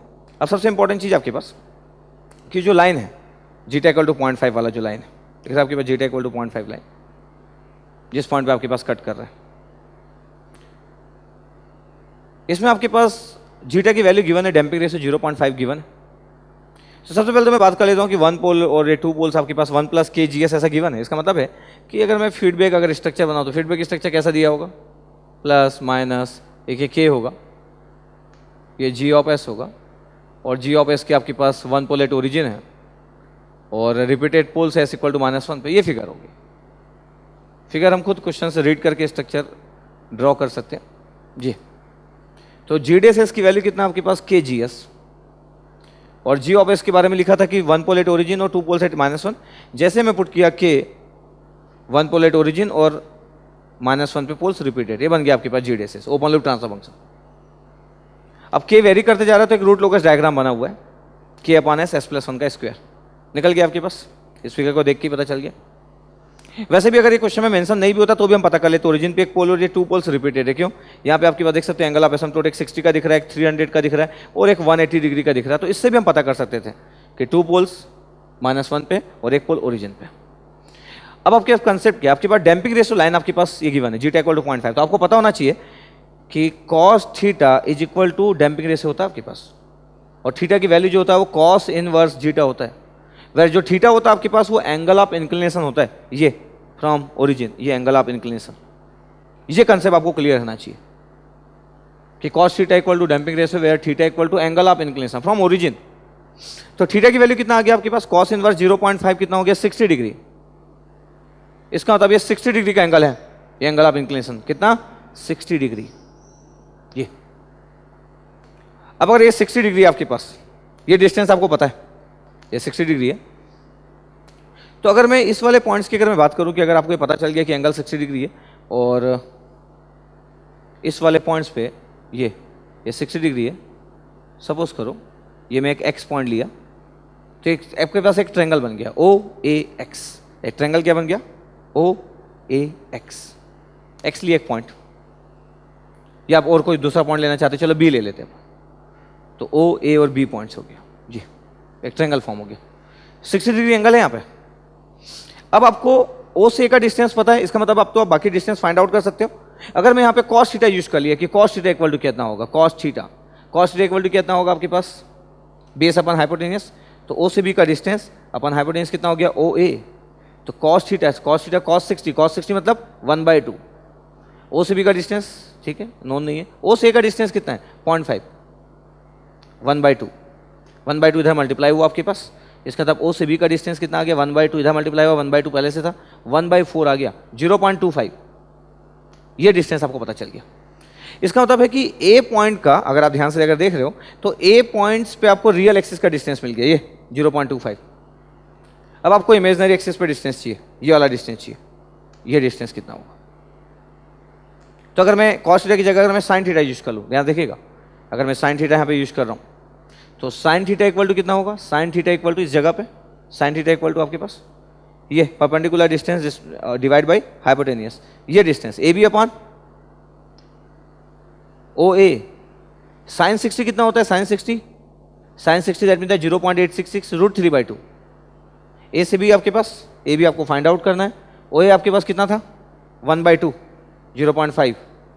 इसका मतलब A से B का डिस्टेंस, AB का डिस्टेंस जो निकला वो निकल गया √3/4 AB डिस्टेंस निकल गया, ये AB डिस्टेंस। इसका मतलब है पॉइंट A जो कॉम्प्लेक्स नंबर आपको दिख रहा है, पॉइंट A की अगर मैं बात करूं कि जो पॉइंट A है, पॉइंट A इसकी वैल्यू कितनी होगी इस पॉइंट A पे S की वैल्यू, तो S की वैल्यू होगा आपके पास जो OB वाला डिस्टेंस था दैट मीन 0.25, वो नेगेटिव रियल एक्सिस पे 0.25, imaginary axis positive imaginary axis पे ये डिस्टेंस √3/4 निकला। थोड़ा सा और प्रॉपर फॉर्म इसको लिखते हैं -1/4 + J √3/4। ये आपके पास पॉइंट निकाल लिया अपन। अब ये कॉम्प्लेक्स पॉइंट अगर आपको पता है और कुछ भी नहीं करना था, थोड़ा सा ज्योमेट्री आपके पास अप्लाई करना था कि आपको ये एंगल पता है, ये डिस्टेंस पता है, तो आप ये डिस्टेंस और ये डिस्टेंस तो निकाल ही सकते हो। एक बार ये कॉम्प्लेक्स पॉइंट पता चल गया तो अब आपके पास मैग्नीट्यूड कंडीशन आप यूज कर सकते हो। मैग्नीट्यूड कंडीशन के अकॉर्डिंग जो भी पॉइंट रूट लोकस पे होगा वो मैग्नीट्यूड की कंडीशन सेटिस्फाइड करेगा। इसका मतलब है कि जी ऑफ एस की जो वैल्यू आपके पास, इसका मैग्नीट्यूड जो होगा वो 1 होगा। एस की वैल्यू कितना है -1/4 + J √3/4। इस वाले में पुट अगर हम कर रहे हैं आपके पास और आपको के की वैल्यू फाइंड आउट करना है तो सब उसको रे जी डेस पूरे ओपन लूप ट्रांसफर फंक्शन है। अब इसे मैं वैल्यू पुट करने जा रहा हूँ k upon S upon S plus 1 का स्क्वायर, एस कितना है -1/4 प्लस जे √3/4, ये एस हो गया। एस प्लस 1 का स्क्वायर मतलब 1 अगर मैं ऐड कर रहा हूँ -1/4 प्लस 1 ऐड कर रहा हूँ तो कितना हो गया, -1/4 प्लस 4 4 -1 3 तो 3/4, 3/4 प्लस जे √3/4 और ये इसका स्क्वायर, ये मॉड इज इक्वल टू 1। जैसे मॉड इक्वल टू 1 बोला तो k अपॉन इसका मॉड नहीं है इस कॉम्प्लेक्स नंबर का, तो मॉड कितना आ गया आपके पास, √1/4 का स्क्वायर -1/16 प्लस √3 मतलब 3 डिवाइड बाई 16, ये आपके पास पहला फैक्टर आ गया। सेकंड फैक्टर में अंडर रूट है, ऊपर से स्क्वायर भी है, तो अंडर रूट और स्क्वायर कैंसिल आउट, तो 9/16 प्लस 3/16 इतना आपके पास इक्वल टू 1। ये कैलकुलेशन क्लियर है ना जी। अब ये k अपॉन कितना आ गया आपके पास, रिजल्ट वाइज बात करूं तो ये आ गया √4/√16 1/4 √1/4 1/2 आ गया। ये कितना आ रहा है 12/16 इक्वल टू 1। ये 2 से 6 कैंसिल आउट, इसका मतलब k की वैल्यू आ गया 16/6 या 8 k की वैल्यू की अगर मैं बात कर रहा हूं आपके पास तो कितना रिजल्ट आ गया, यहाँ पे अगर हम बात करें तो ये आ रहा आपके पास 16, तो 16k/6 इक्वल टू 1। इसका मतलब k की वैल्यू कितना आ रहा है 3/8, ये k की वैल्यू आ रहा, और 3/8 अगर मैं आपके पास दे रहा आपके पास तो 0.375, ये k की वैल्यू 3/8 दैट मीन 0.375, चेक कर लेंगे आप। तो ये k की वैल्यू हमको फाइंड आउट करना था और k की वैल्यू हम निकाल भी लिए कि 3/8 आपके पास k की वैल्यू आ रहा है। तो क्वेश्चंस आपके पास अगर आपको पूरा आइडिया हो कि कॉम्प्लेक्स पॉइंट को कैसे डील करते हैं रूट लोकस में, तो कैसा भी क्वेश्चन फ्रेम हो बिल्कुल आप सॉल्व कर सकते हो। क्वेश्चन देखने में थोड़ा सा लग रहा था कि थोड़ा सा कॉम्प्लिकेटेड टाइप का, बट कुछ भी कॉम्प्लिकेटेड नहीं है। आपको सिर्फ कंसेप्ट का आइडिया होना चाहिए, आप बिल्कुल कैलकुलेट कर सकते थे। आपको पता होना चाहिए था क्वेश्चन देख के कि एक्चुअली कॉम्प्लेक्स पॉइंट पे बेस्ड क्वेश्चन। एक और चीज होता है आपके पास, मैं इसके पहले वाले भी वीडियो में कुछ क्वेश्चन जो डील किया उसमें बोला हूं कि अगर k की वैल्यू मेरे को फाइंड आउट करना है और अगर वो कॉम्प्लेक्स पॉइंट अगर रूट लोकस का पार्ट है तो आप ग्राफिकल कैलकुलेशन ऑफ k भी कर सकते हो। अगर मेरे को ग्राफिकल कैलकुलेशन ऑफ k करना होता, तो क्या होता आपके पास ग्राफिकल कैलकुलेशन ऑफ k में मेरे को ये डिस्टेंस तो पता चल गया था आपके पास OB इक्वल टू 1/4 है, और ये कितना डिस्टेंस था आपके पास j √3/4 है, ये वाला पॉइंट्स। और अगर मैं ग्राफिकल कैलकुलेशन की बात कर रहा हूं, चलो अब ट्रायंगल की बात नहीं कर रहा हूं, ग्राफिकल कैलकुलेशंस, क्या डिस्टेंस होगा आपके पास, O से A का डिस्टेंस आपको गिवन था, OA डिस्टेंस कितना गिवन है 0.5, 1/2 गिवन है। इस पोल से डिस्टेंस आपको ये वाला डिस्टेंस फाइंड आउट करना था। ये डिस्टेंस फाइंड आउट करने के लिए आपको ये वाला डिस्टेंस और ये वाला डिस्टेंस पता होना चाहिए था, जिसमें से आप ये वाला डिस्टेंस फाइंड आउट कर चुके थे ये इस मेथड से 0.25 दैट मीन 1/4। अगर ये पूरा का पूरा डिस्टेंस 1 है और अगर ये 1/4 है तो ये डिस्टेंस कितना हो गया 3/4 प्लस 1/4 दैट मीन्स 1। इसका मतलब है कि ये वाला डिस्टेंस 3/4 है, ये डिस्टेंस √3/4 है, तो इस वाले पॉइंट्स का डिस्टेंस कितना था, इस वाले पॉइंट का distance this square plus this square, √3/4 का स्क्वायर 3/16 प्लस इसका स्क्वायर 9/16। ये देखिए ध्यान से देखिए एक बार, 3 का स्क्वायर 9/16 ये, और वो आपके पास 3/16, इतना डिस्टेंस है। अब अगर मैं ग्राफिकल कैलकुलेशन ऑफ k की बात करूं कि k का ग्राफिकल कैलकुलेशन कैसे होता है, तो k का आपके पास ग्राफिकल कैलकुलेशन करते हैं आपके पास की product of vector length of poles of open loop transfer function from given point divide by product of vector length of zeros of open loop transfer function from given point. इसका मतलब ये हुआ कि जो भी पोल्स के कारण आपके पास ये डिस्टेंस है, OA का डिस्टेंस देखो 1/2, इसका डिस्टेंस कितना आ गया आपके पास √12/16, एक पोल के कारण, एक और पोल है रिपीटेड है √12/16।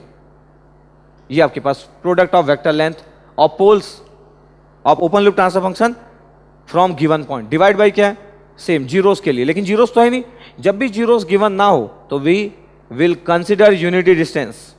ये तो आंसर कितना आ रहा है 1/2 into 12/16, answer 6/16 that mean 3/8, same answer 0.375।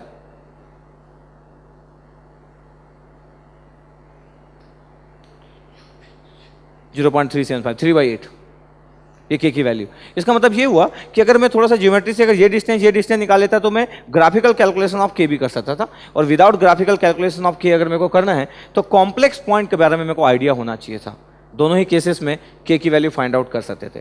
तो अभी एट प्रेजेंट जो क्वेश्चन फ्रेम हो रहे हैं आपके पास वो कॉम्प्लेक्स पॉइंट पे बेस क्वेश्चन फ्रेम हो रहे हैं, तो आप थोड़ा सा केयर करें कि रूट लोकस डायग्राम में ये कॉम्प्लेक्स पॉइंट वाले पार्ट को आप अच्छे से कवर करें। तो मेरे को लगता है कि इसके बाद आपको डाउट नहीं आना चाहिए। अब रूट लोकस में जितने भी क्वेश्चन है पूरे आप अटेम्प्ट कीजिए, उसके बाद भी अगर आपको डाउट आता है आपके पास तो बिल्कुल आप फेसबुक का जो हम लोग का ग्रुप है गेट एकेडमी का, तो उस फेसबुक ग्रुप में भी आप बिल्कुल क्वेश्चन पोस्ट कर सकते हो, आपको सॉल्यूशन वहाँ पे प्रोवाइड किया जाएगा। आपको जो भी डाउट्स है वहाँ पे पोस्ट करते रहिए, आपको अच्छे फॉर्म में सॉल्यूशन प्रोवाइड करेंगे। और डे बाय डे हम लोग वीडियोस प्रोवाइड करते जा रहे हैं, तो आप देखते रहिए।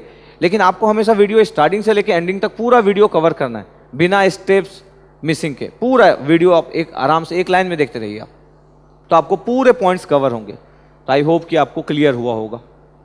ठीक है, okay, thank you very much.